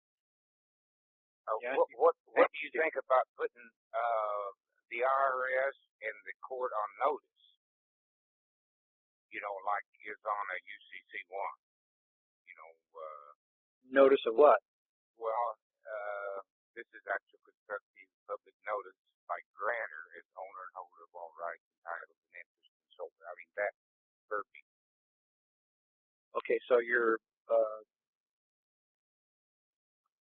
see, if I'm going to put them on notice of the, I would think it would be better to come in as the counterclaim. Even in bankruptcy, you could do the counterclaim, which would be, actually, the trust has been made a payment through the special deposit that you made, and that should have been paid. What do you mean? Well, you form this trust. You form this trust, and then you instructed the trustee to make the payment out of your special deposit that you deposited. As far as you're concerned, it's been paid.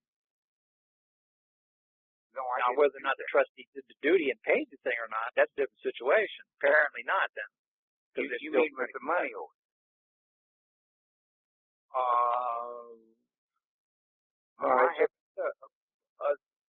An old style money order. Yeah, you know, on the debtor creditor stuff. Yeah. I don't know if I'd use that as really as the trust res. I would use something probably different because I'm tending to stay away from using the old style debtor creditor stuff for assets as trust res. Okay. So I would use your signature on, say, some kind of formation with the IRS documents. This is not a mortgage foreclosure, right? No, it's an IRS issue. All right. So they're seizing the house because of the debt you owe supposedly. Right. They took me to court and got a summary judgment, and I've never been able to overcome that summary judgment. All right. So that court case, try to get back in on a motion to reconsider and take that court case and use it all as the trust res. Okay, now what would I do? Just write on it and put it back into the court? Yeah, because the court case was the actual debt title that you owe something. So you're going to take the debt title, which would be the case, and you're going to put your asset title with it and return it back to them merged. And that extinguishes the debt.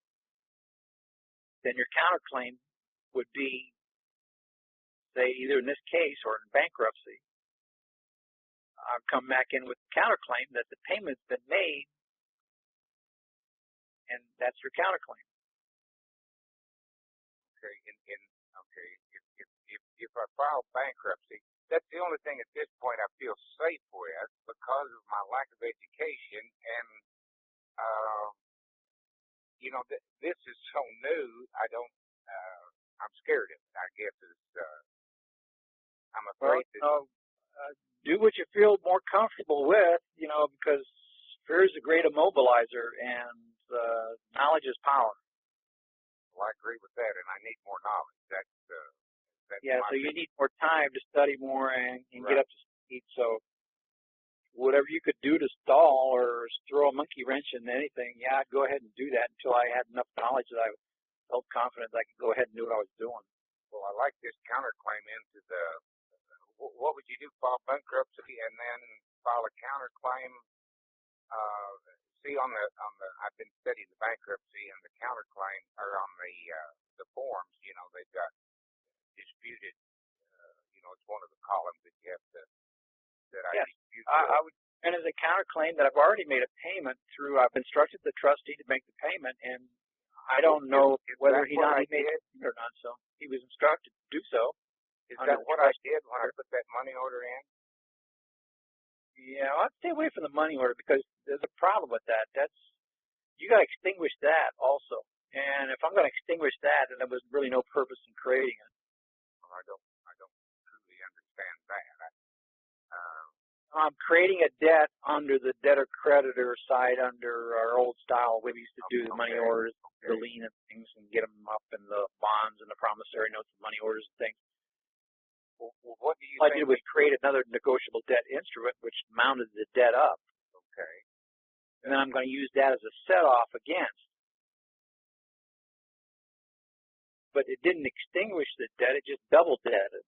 Well, you mean you think they used that? Yes. They love you. Returned it to me. They love you for it. Is that right? Yeah. But I still don't get credit for it. Right, right. Amazing. So I'm coming to the conclusion that to use house joint resolution properly, there's two ways you can use it. You can use it, it's a switch. You can use it as or a valve. You want to look at it as a valve. Either it's open and you're going to release the public side debt down, which terminates it. Or when you tighten the valve closed, it mounts up the debt. So what you did was you had the valve closed and you mounted up the debt. But now I want to open up the valve and merge the two, and when I do that, that relieves it. So I want to do that under trust.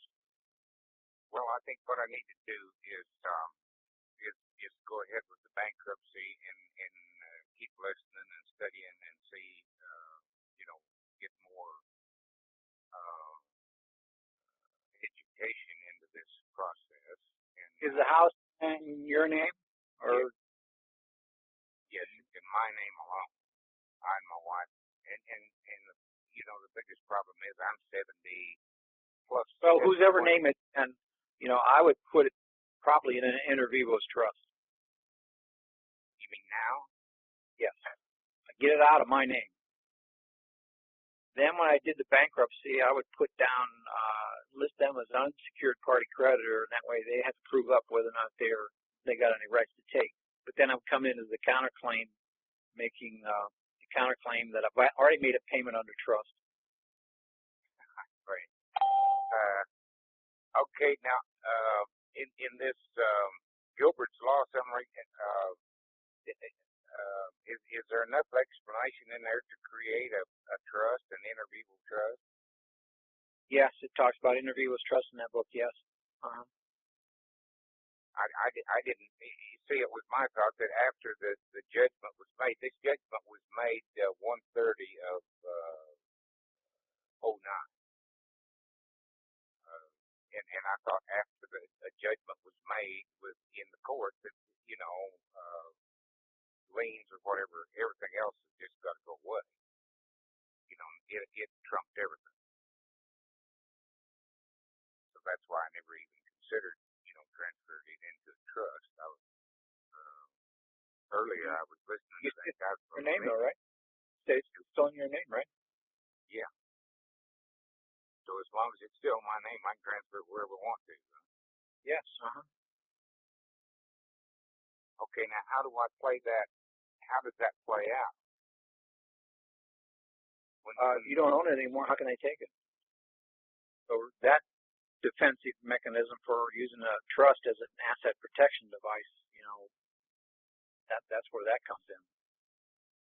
Well, I won't take up any more of your time unless unless somebody comes on and gets another question that I need to ask. I'll just, how do I mute out? We'll take care of it, but you might want to get a hold of Carlos if you can. Carlos does inter vivos trust. He possibly might be able to help you, or some of the other trust ambassadors. Okay. Should I put my email on for him to get back, or? Yeah, so you could get a hold of Carlos. Yeah. Okay. Our email address is john.n.loda@gmail.com. You have a Skype handle? I don't know whether we've got a handle on Skype or not, but I do have Skype. I don't know. I communicate with the guy all the time. We transfer documents back and forth, but I don't know whether we've got a Skype handle or not. If you're on Skype, you almost got to have a Skype handle. Well, she looked up in the air to see what it was too. Surely we've got one, but I don't know. Like I say, yeah, I think. Well, I hate to hold everything up here while we're maybe I can call back in later if you get a break. I sure appreciate this, guys. You're doing a great deal. All right, thank you. Appreciate it. Okay, unknown, you're unmuted. Hey, Christian, this is Steve. Hey, how you doing? Good, good. From Minnesota. I've got a sister who lost, sister and brother-in-law, they lost their home back in January to foreclosure, and now they're about to lose a piece of a cabin property up in northern Minnesota that they took out a second, they took out an equity loan on back when they were, struggling to keep their other house. And and I'm trying to, bring her up to speed on different things to do. I was listening to an audio archive file, I think it was from April, and at one point in it, there was a discussion brought up by, I think it was either Chris or Jacob, about a sweat equity lien. And that got me thinking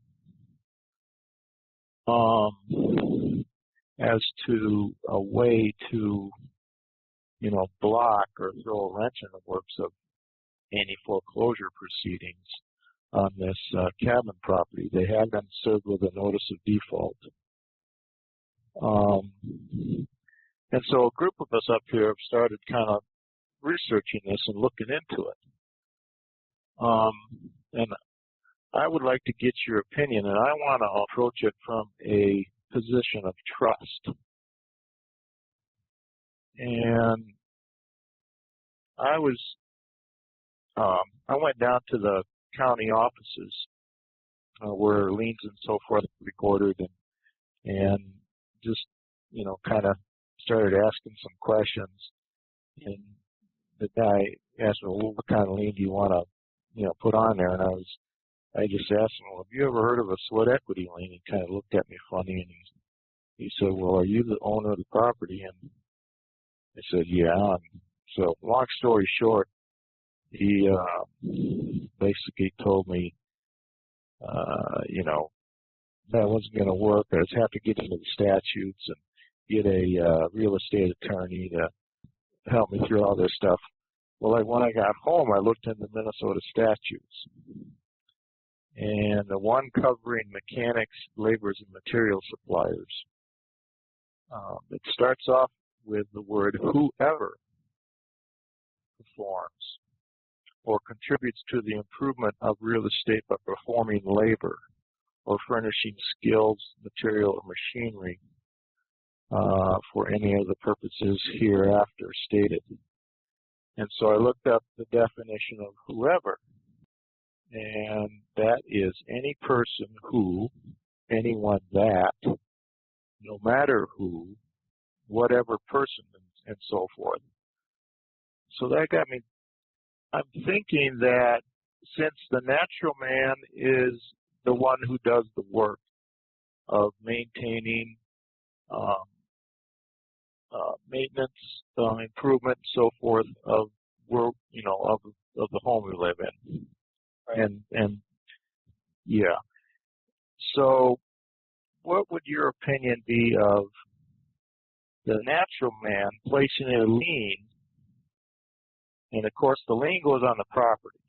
It's not, the lien doesn't go on a name. The lien goes on a property with the all lowercase lettered name, placing a lien on the property owned by the straw man. Can the public see the real man? The public cannot see the real man. It's you got to come through some kind of public entity, whether it be a straw man or another straw man or some other. Okay. How about a trust doing the work and putting a lien against the property? And let's say that was hired some LLC or something, that the LLC would be the public entity or person that could be seen. like a double insulation thing, or maybe possibly the trust could be a statutory trust, and then that trust could be privately held. Now, could that be done? Trust.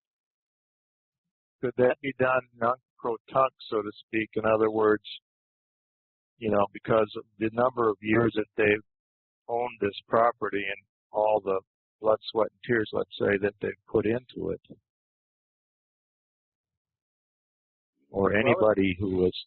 Trust was intended to be formed, say, years prior to, and when the work was done, then all you would need would be to create the records that that trust had been formed, even though it, you know, had been formed. You just have to give the notification, the notices of it.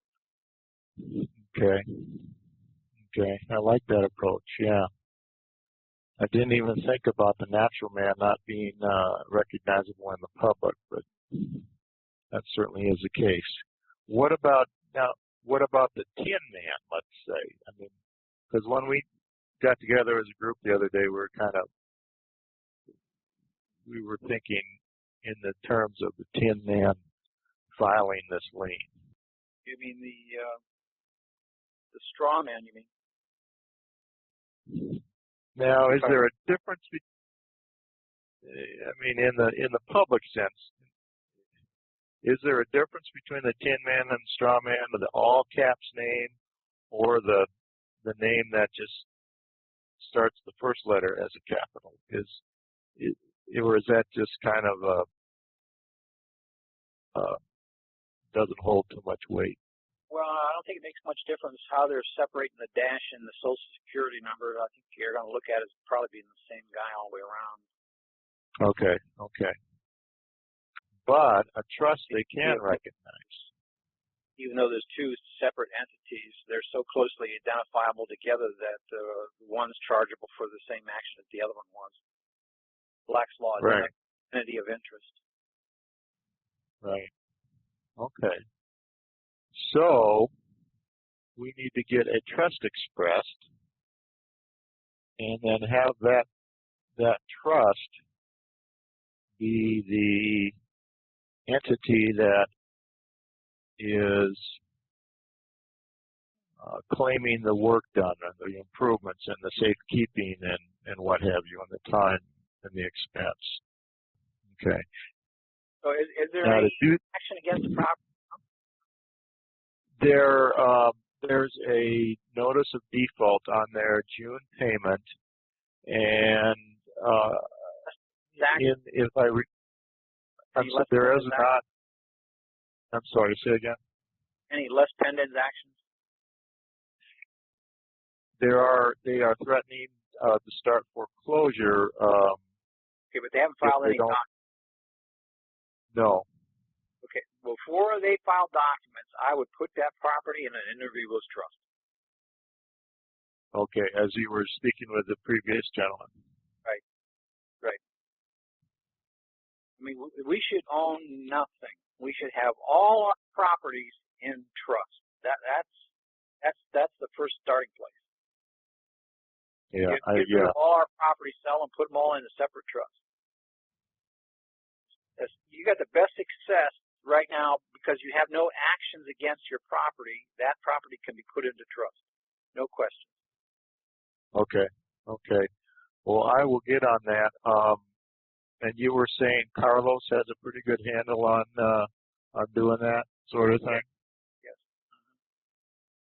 If I could just put a shout out to Carlos. Yeah, he's been on several different shows in the past and gone into some details pretty much on how to do the interviewless trust. So you might want to go back at least about within the last, I'd say, 3 or 4 weeks, something like that. He's gone over some in-depth stuff on the interviewless trust. Okay, yeah, I've heard Carlos numerous times. We've been listening to the archives and categorizing and trying to come up with a system of we'll put them on an Excel spreadsheet and we're taking turns listening to various ones. But anyway, long story short, yeah, I've heard Carlos numerous times. If I could just put out a shout out to him, if you could Skype me, I would appreciate it. Do you have your Skype handle? Yes, it's SSW Martin 57550. SSW Martin 57550. Okay, I hope people got that. You might want to come back in maybe later. I think you're kind of garbled a little bit. You're losing your connection there. Oh, okay. I'll just try one more time. SSW Martin 57550. Okay, anything else? No, sir. I will just mute out and keep listening. And Christian, just God bless you. Thank you. Appreciate everything you do. Okay, thank you. Okay, Floyd, you're unmuted. Yeah, Christian. I just had a question about the Inter Vivos Trust. It's been some time since I've had anything to do with that kind of thing, but it seemed to me that there's some kind of this cuckoo clock.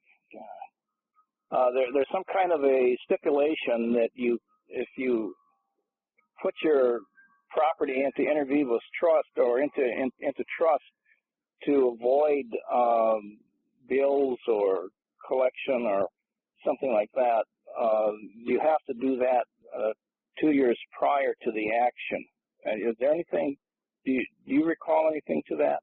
Well, I know that most states have at least a 3-month, 90-day before, especially bankruptcy. If it was longer than 90 days, 3 months, then yeah, you're because it looks like they go back 90 days and they may reverse it. So, but if I had a intention to form a trust, many years back, it still was my intent, and the trust could have formed back then if all the necessary elements were there and the method of formation, but yet I hadn't made it publicly known yet. I see. Okay. So then you'd have to somehow stipulate in your paperwork that was your intent then. Yes. Mm-hmm. Yeah. I'll come down to intent. Yeah. Okay. Well, I just wanted to bring that out because I remember something in the back of my mind when I was in the insurance business that there was things that were brought out about trust like that, especially Inter Vivos, because there was a lot of information that we had to know at that time about Inter Vivos Trust. Okay, well, that was my... where Michael, Section 108, was fraud of the creditors. Equity won't participate in that. So if it's not fraud to the creditors, then you get around that. Yeah, right. Well, isn't that fraud of the creditors? Isn't that doesn't that have to do with collection agencies and things like that? Because that's a third party. That's a third party situation, and actually a credit company or a collection agency is really a fraudulent organization in the fact that they had nothing to do with the debt between the creditor-debtor at the time it was created, and now they're coming in to collect something that they had nothing to do with in any way. Right. Yep. Depends how they're coming in. Are they coming in under the law and they're trying to get you by operational law, or are they just making accusations trying to collect? So one I don't have to be so fearful of. The other one I might have to watch out for because it could take the property. Mm-hmm.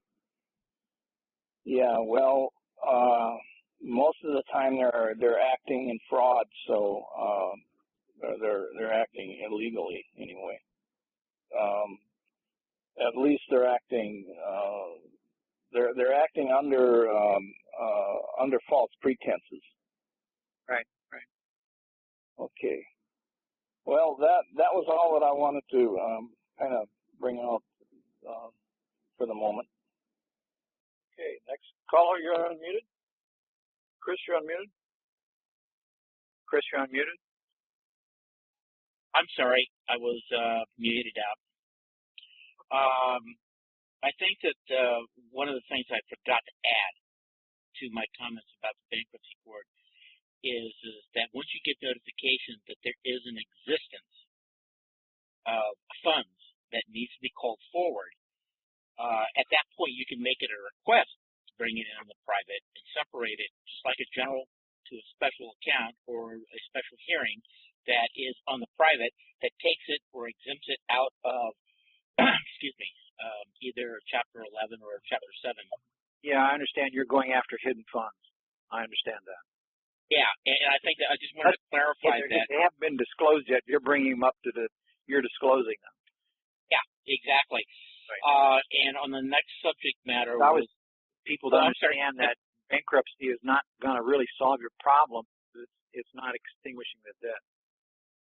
Yeah, and I actually appreciated hearing that because that is part of my growth for this evening is to develop my own where I'm moving with this stuff on my own. And of course, I get back into the group quite readily. And I think that that's very clear that that's one of the things that has to be thought out here. The other thing is the trust that Carlos is sitting on. I've actually done those, and because I have done land patents and have done private express trusts, and I'm putting papers together to combat property taxes with trust information, is that it is my impression that unlawful detainers do not apply to a person that either has a intravenous trust, private express trust, a corporation of any varieties that protects the property, and a land patent. Once you get notification to the county board of supervisors, to the county recorder's office, and to the sheriff's department that any one or all four of those different documents have been established and cured. In other words, you've done the whole process and it's actually been done properly and whatnot. The unlawful detainer only applies to people that are considered or presumed to be renters. Therefore, you are exempting yourself from any unlawful detainer act for the rest of your life by doing that. And I would highly stress on people to do at least the intravenous trust and the land patent. Land patent takes a little bit longer, but document it all, have it notarized, have witnesses sign on to it on the private, and then when you do your notification, keep it on the private. And if they want to inquire about those documents on the private, that you will meet with them. It has to be on a need-to-know basis to establish, public officials actually view the documents, and they're not to get a copy of it. You keep these in the private. You still there, Christian? Yes, I'm here. Maybe that fellow Steve in Michigan might want to get a hold of you.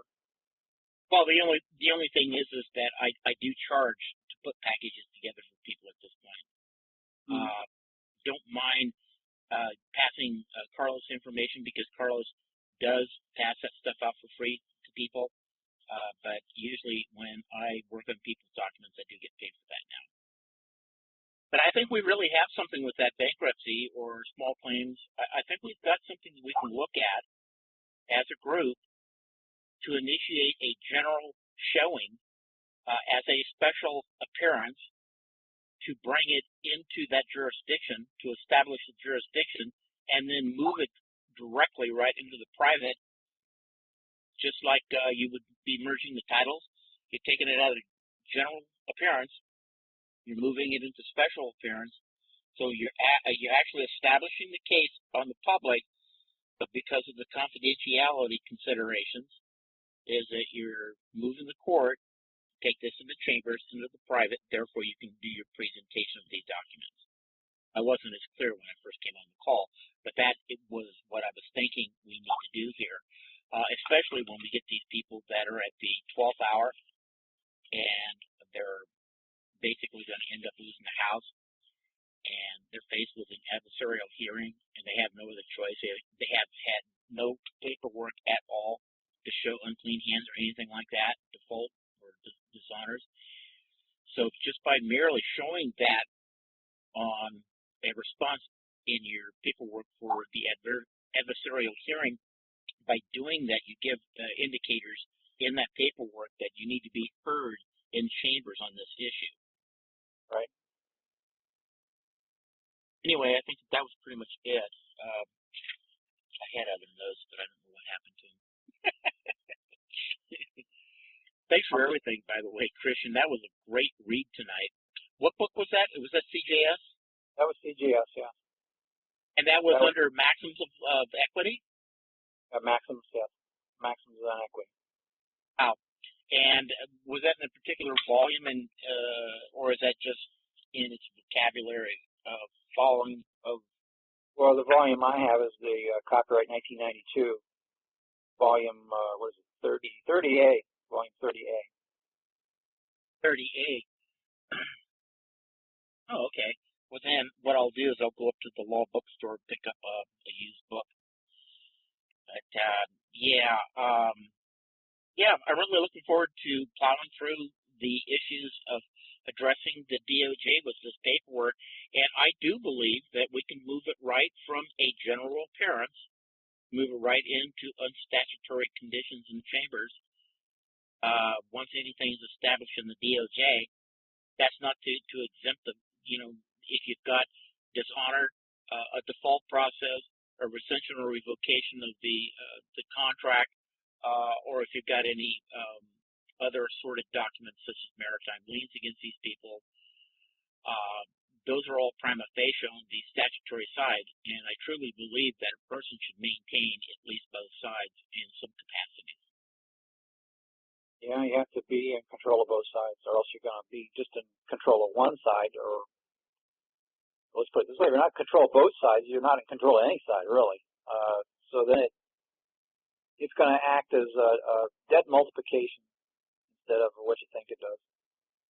But what would be kind of would you like to think about it for a couple of days about the language of being able to show up in a courtroom such as a bankruptcy or like an unlawful detainer, and the language that we would put together that would move it out of general court, public side, into a special in-chambers type of hearing? Do you have any language that you just pop off real quick that comes to mind, or would you like a couple of days to think about that? Well, what I would do in a case, if I was going into bankruptcy, I would turn the bankruptcy case itself into the trust res. That would encompass all things associated with the case that is a debt. And I would use that as the equitable asset, and use that to extinguish it. Therefore, we're doing a merger of titles, and that would extinguish it. That gets rid of everything. All right. That would be on the public and the private side, right? Well, I'm taking the public side Title 11 case and using it as the debt title, putting my equitable asset title on the private with it, and it's merged and sending it back to them as notification. It's extinguished. The lower statutory bankruptcy was merged with the higher equitable trust and extinguished it. Got it. Okay. That would that necessarily bring in all of the potential assets, proceeds, interest, payments, and fractionalization, and bring that forward by doing that process? Yeah, because I would list that all in the bankruptcy case, have all that stuff listed there, and that way you're getting rid of all those negotiable debt instruments associated with that signature for that particular case at that particular time. So pack much information in there of all the debt titles you want to get rid of that you can know of, and just get rid of them all in one fell swoop. Well, what about doing what we were talking about with the DOI, or being able to get to the IMF? I mean, could we do a bankruptcy that actually names all of what has accrued since we were a child or an age of majority to the point of advantage of that Dick hearing to do that, I would say. Yeah. And because I know that the Rule 55 is a statutory certificate of judicial default, would you possibly entertain going to the DOJ once you've given them like notification that there is a breach of trust? Would you entertain in chambers with a judge to do a Rule 55, or would you stay away from asking the judge to do a statutory determination on securing the fate of the opposing party? The opposing party, the plaintiff, I mean. Well, no, I'm talking about the banks. In other words, you secured, say for instance, you go through and you've got them for breach of trust and fraud.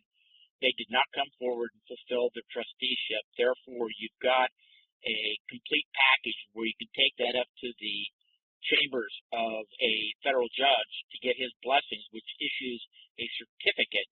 The certificate of dishonor and default judgment under DOJ is issued. Therefore, you can do a writ of execution and seize their assets. Yeah, I could do that as a group or on an individual case by case basis. Yeah. That's one of the questions I've been wanting to ask you for a while. So, what is the pros and cons of not commingling when you go to a bankruptcy court and you're taking them back in the chambers? Is there any pros and cons that really have to be watched very delicately, not to commingle both sides? I mean, is there something that we really have to watch out for here? Yeah, I think you nailed it right on the head, that commingling. I don't want to commingle myself because I'll be causing the breach of the trust myself. That shows that I'm incompetent. And I'm just an infant again. I just lost my age of majority. So in other words, for everybody out there, you guys have to be extremely careful if you try any of this stuff and make sure it's completely detailed, not to commingle this stuff. Yeah, I can't mix private and public. Usually by doing the offset or the set-offs and doing the old debtor-creditor stuff that we did before, that was really commingling. We were breaching the trust and didn't know it. That's why they didn't acknowledge or recognize it, correct? I believe so. That plus it's for discretionary trust. Now, in regards to admiralty and these maritime liens, I know that they're on the private and they're actually claimed under equity, admiralty equity. Do you have any input for the group here to negotiable debt? Say it again. Negotiable debt instruments. Okay. They can't be used as a trust for in the private? Well, yeah, you could put it into trust, but then here you created this debt instrument that you got to extinguish. So what was the purpose of creating it in the first place?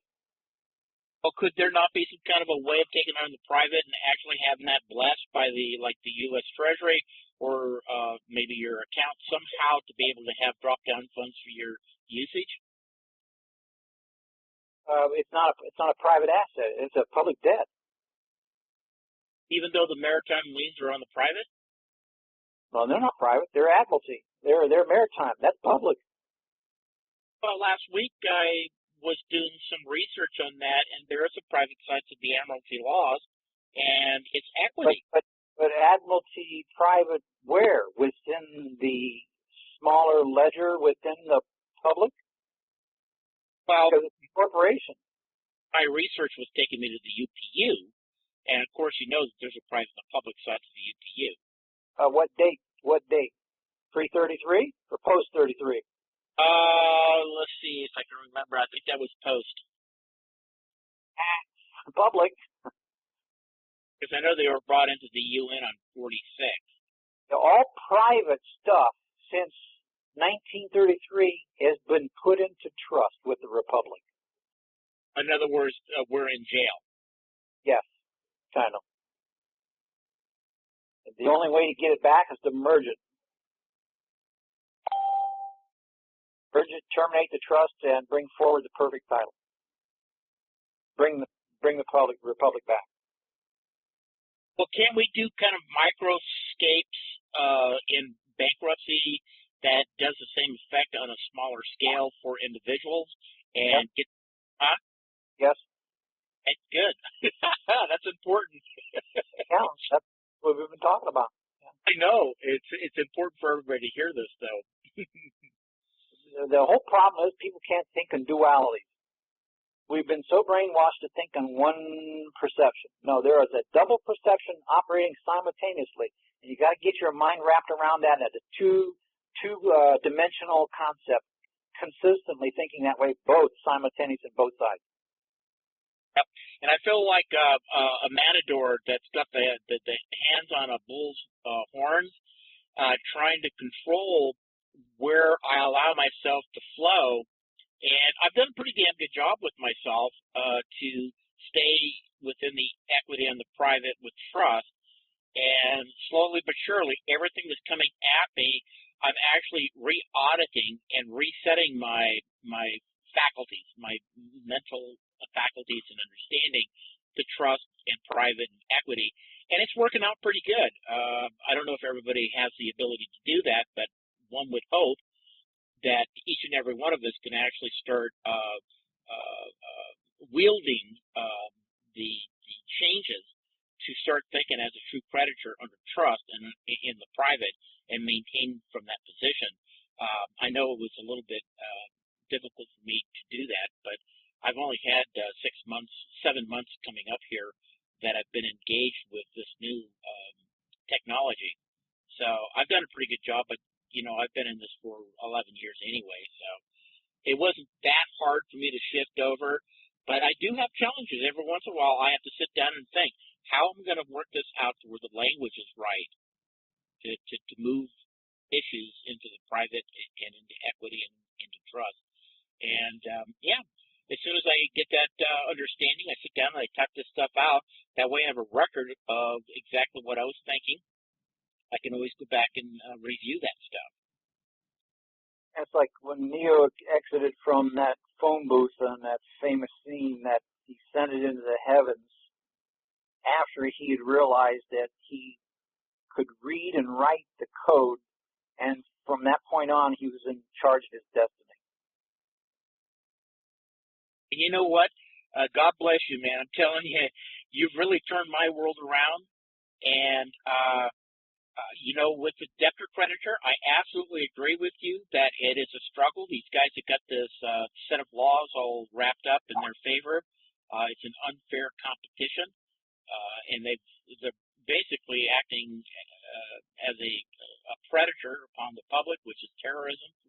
I mean, that's the way I rate this, is terrorism, on the financial terrorism on the American people. Well, we don't do commerce anymore. We don't need commerce one bit. We can do without commerce and still survive. Don't need it. What we need to do is we need to realize that we do have all the power, and the power was when we reach the age of majority, that we have the power, which is the ability to choose whether we want to do a general deposit or a special deposit. And we also have all the force, because that's equity, and we're in equity. And the force, I forget what I was reading, was really the enforcement, which was actually the thoughts put down orally, the oral expressions reduced to writing, and the writing was the force, because it was the expression of the will intent of the grantor. And I just started integrating into my documents, my paperwork, the age of majority, and it's as clear as a bell, the difference between allowing a general depository and for them to act on your behalf as custodial trustees. And the force comes in the written language or the code pertaining to either public or private that expresses your intent and purpose. That's what gives you the force. Your orders that you issue as grantor that contain the switches that makes the circuit complete and the currency flows. Puts everything in the proper perspective. But it's counterclockwise, and that's wrong. It needs to be clockwise, which is backwards from our thinking. That's what most of the general public has been taught. Yes. mommy and daddy, which is the government, and you always have to ask for permission, and you're a bad boy because you have to think on your own. And yes, that's counterproductive is more likely. But yeah, I've been really having a lot of fun putting my documents together for people, because I swear to you, everything I'm doing now in my language, putting documents together, are integrating as much as I possibly can the trust information, grantor, settlor, and some of these documents are getting outstanding. I'm actually surprised. I sit down, hour and a half later, I've got a perfected document, and it's never been this way, but things in my mind are getting so pro-constructive with the idea of trust and about being the grantor and the powerhouse that being the grantor, that you're the pure, that, basically the Bankruptcy Act and even the government has to recognize that we are the principals. And when you take action, you stand up to the plate with proper information and you do the proper acts, we start owning that space. And that's that's the prize, is when you start owning everything that happens in your life, you own it. You actually deal with it in the appropriate manner, that you are the age of majority. And you're operating solely in trust and a private, which is an equity. You've got all the standing rights in those where your force is. And we're building quite a team of people out here in California. There's quite a few people that are going to be interested. I've got a special guest that you know that's one of our ambassadors, going to do a special appearance to our local group here within the next 10 days, and an honored guest. I think you know who he is. He's out of Florida. And we're going to be sharing, what's going on with us out here with him while he's here. And so our group is very interested with this trust stuff. There's a lot of excitement. And I've already been sharing some of this stuff with them, with the exception that I'm not passing all the information to them. But it's going to work out really well. A lot of people are respecting me, and they have value for what it is that I've been learning with you. And they recognize that, yes, they can see. They can see exactly what trust and equity has as a capacity and a potential for our futures. Anyway, I'll let you go back to talking with somebody else. But I do appreciate you, and thank you very much for everything, Christian. All right, thanks. Thanks, Chris. I guess there's nobody in the queue line, so anybody wants to ask a question, press *6, *1.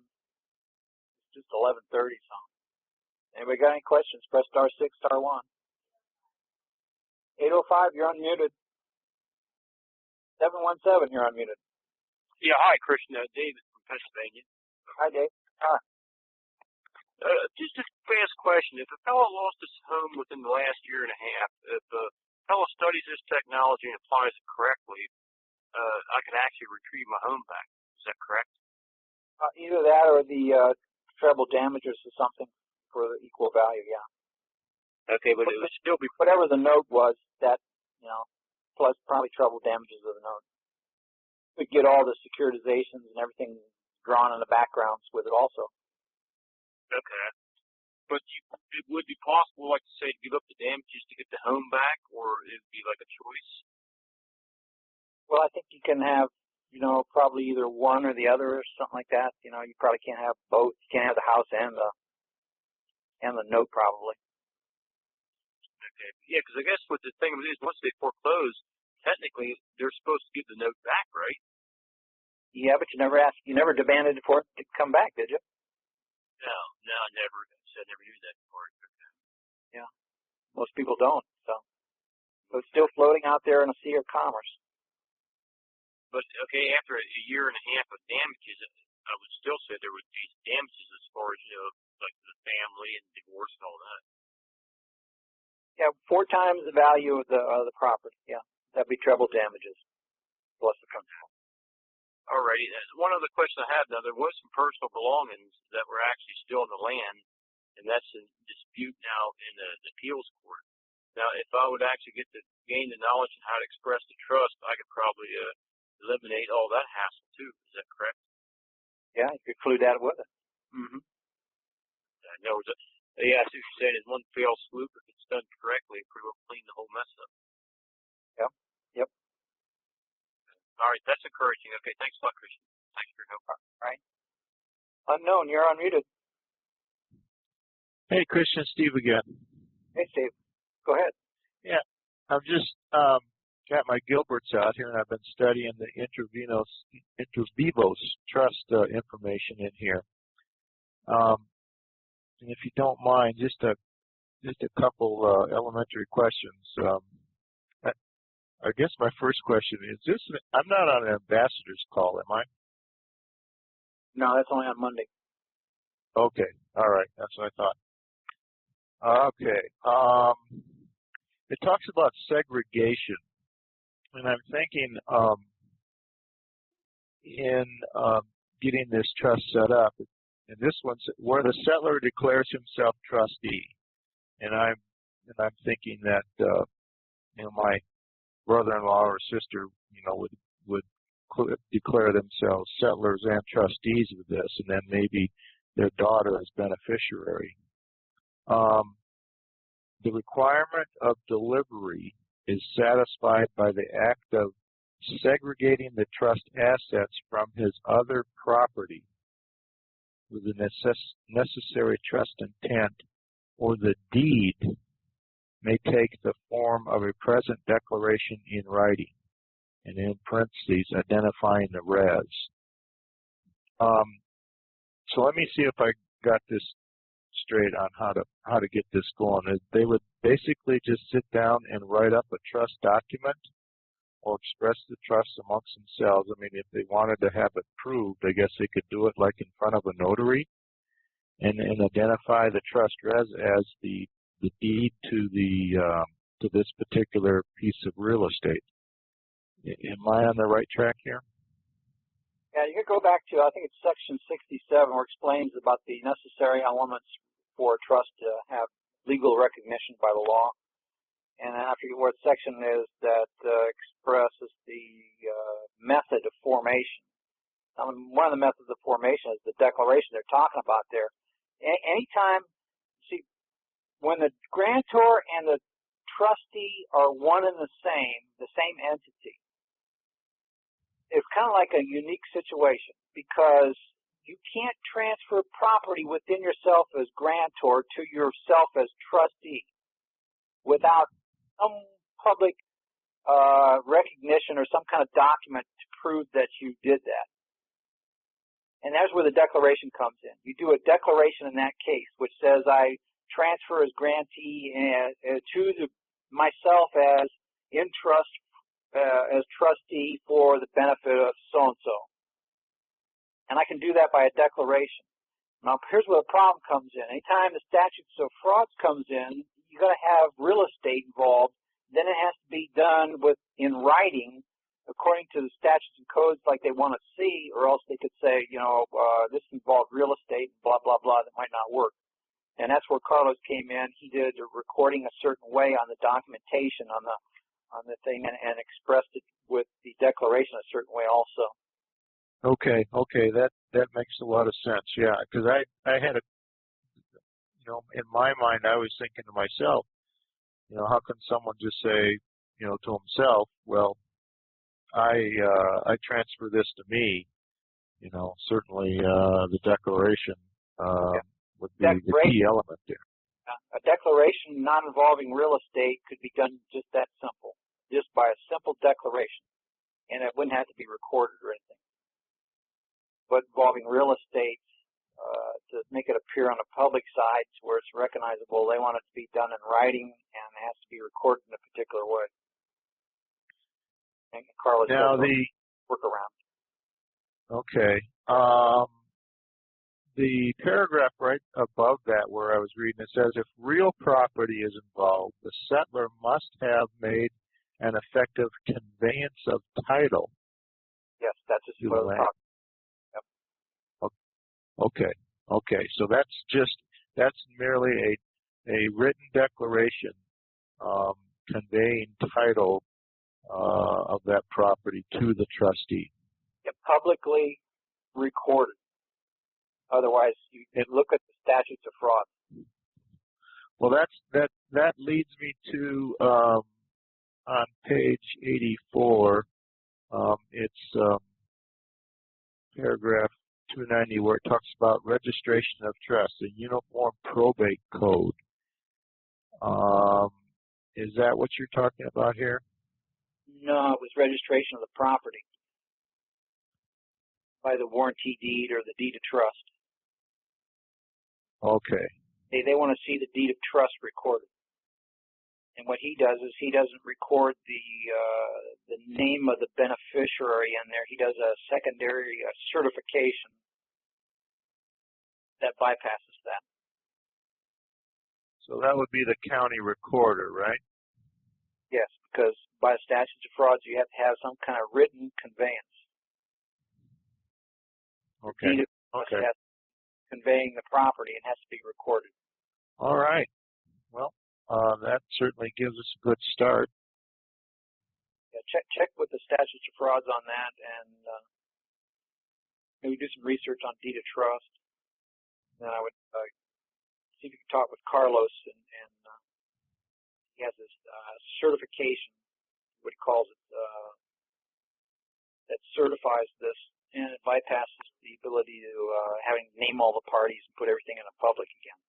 Yeah, I just obviously this is going to be public stuff, debtor creditor stuff, but we just need to get something to throw a wrench in the works, and then as up on the is that you actually conveyed the property that'll stand at under at law, but then not include the information that gives away who the beneficiary is, because if you give away who the beneficiary is, they can come right at the beneficiary then. Okay. Well, I'm glad you pointed that out. Yeah. Well, I hope Carlos gets a hold of me, and I guess I also will just say, Chris, if you're still listening, I'd be happy to at least look into what your fee schedule may be for something like this. But yeah, so okay, I'll keep listening again. Thank you very much, Christian. Okay, Chris, you're unmuted. You're next. Yeah, I'd be more than happy to at least talk to you about it. And even if you wanted to attack the papers, I'm sure that Carlos will give you the papers. One of the things that I did have a chance to talk to Carlos about is the Treasurer's Office notice would suffice that even with the grant deed, and I could be mistaken, but I thought it was pretty clear to me at the day that I was talking to him, is that you could take a copy of the grant deed of where it's being passed through. And that's what we used under notary seal as a notification that the property went into trust, into a land trust. And we named off the land trust name so they have at least a record of that, and that if they deemed that they needed to see any of the paperwork, that they're welcome to, with the exception of the beneficiaries and who are the trustees and whatnot, just that these documents do exist. Okay. I don't know if am I still Yeah, you're still on. Unmuted? Oh, okay. You could get a hold of me through Handy Summers, which is my Skype handle, and that's the easiest, quickest, fastest way to catch my attention, because I watch and monitor that of where emails are, I don't know, it's almost like a dying dinosaur to me, because people get a hold of me much quicker and faster and easier through Skype. Yeah, this Skype is amazing. I travel a lot, and I can be in Europe listening and everything, and it's great. But anyway, could you spell that handle out again, Chris, please? HandySummers. Handy Summers. Got it. Now, I'll be more than happy to talk with you, just because I am an ambassador here. But if you do want to, have me help you with your papers, I'd be more than happy to do that at a cost. I understand. Okay. Anything else, Chris? Oh, that's fine. Okay. Thanks. Nobody else on? Okay. Well, if anybody wants to ask a question, so press *6, *1, or we might call it an early evening tonight. Press *6, *1. Going once? Going twice? 3 times. Okay, no callers, so I guess we're going to call it a show. Okay, well, who's on? Unknown, you're unmuted. Hey, Christian. How you doing? This is Albert from Hey, Al. Texas. How's everything, man? Okay. I was just about ready to know, you're ready to go, huh? All right. Just letting you know I've been on, listening and learning. Anyways, I hope everybody has success with this. And hello to all the ambassadors and all the guys in England. I was wondering, Kristen, when you're dealing with the IRS, one thing that gentleman didn't bring out clearly is do they entertain a trust? Do they entertain a trust? Or? Do they entertain it? In other words, if you made a trust out of some stuff you did or didn't do, are they going to acknowledge it? Have you had any experience with that? Well, I really don't care if they're going to entertain it. I'm going to tell them this is the way it is as grantor, and they've got to recognize it. This is an equitable claim that I'm using as a extinguishment of the debt because it's made the payment, and the tables turned. I've had a lot of bad luck with these people in the past, so it's sort of like once you get bit by the dog, you kind of don't want to pet it no more. Yeah, but what you got to realize is we're in a different law form because they're biting you at law, but I'm not at law any longer. I'm in equity. Yeah. You get into equity and maintain equity, you got the upper hand because that's how they've been getting you. You've been operating at law, and they've been operating under equity. Okay, Kristen. Thanks for the encouragement. Different game. Yeah, like apples and oranges. It's been switched. It's like you've been playing baseball. They've been playing football. You got beat up and wondered why, but now it's switched. You're playing football. They're playing baseball. They're going to get beat up. I know how the game's played now. It's all about trust. I tell you this, Kristen. It's a lot of fun learning this stuff. It's just exciting because it's totally different from the years of UCC and the changes and stuff that was done throughout the years. But this trust stuff, I mean, it gets right to the heart of the matter. I don't know why everybody else didn't see it. I mean, everybody's saying, hey, it's all about trust, but yet nobody's really explaining what trusts are and how they're different from everything else we've been doing. And I've done that. And we really started something. Yeah. Well, I see us operating that way eventually. Once you get changed on that IMF thing, once you do that, then this is the way you operate. And who knows, maybe they've got specific forms for this. They could. I've read about 500 of them, and they're really, really, I guess you would say sophisticated. But I see it. Now, I know that, I don't know. I'm still, shooting this way and that way. You gotta have some angles here, and this one here is a good one. It's direct, but you always get those idiots, man. I seem to draw like a magnet. Anyway, Kristen, thanks a lot for teaching us this, man. And like I said, it's a lot of fun learning this, and it'd be more fun using it. So I just thought I'd tell you, appreciate you and your wife. Thanks a lot. All right, Albert, thank you. Okay, so we're going to call it a night. See you all Monday. Have a great weekend.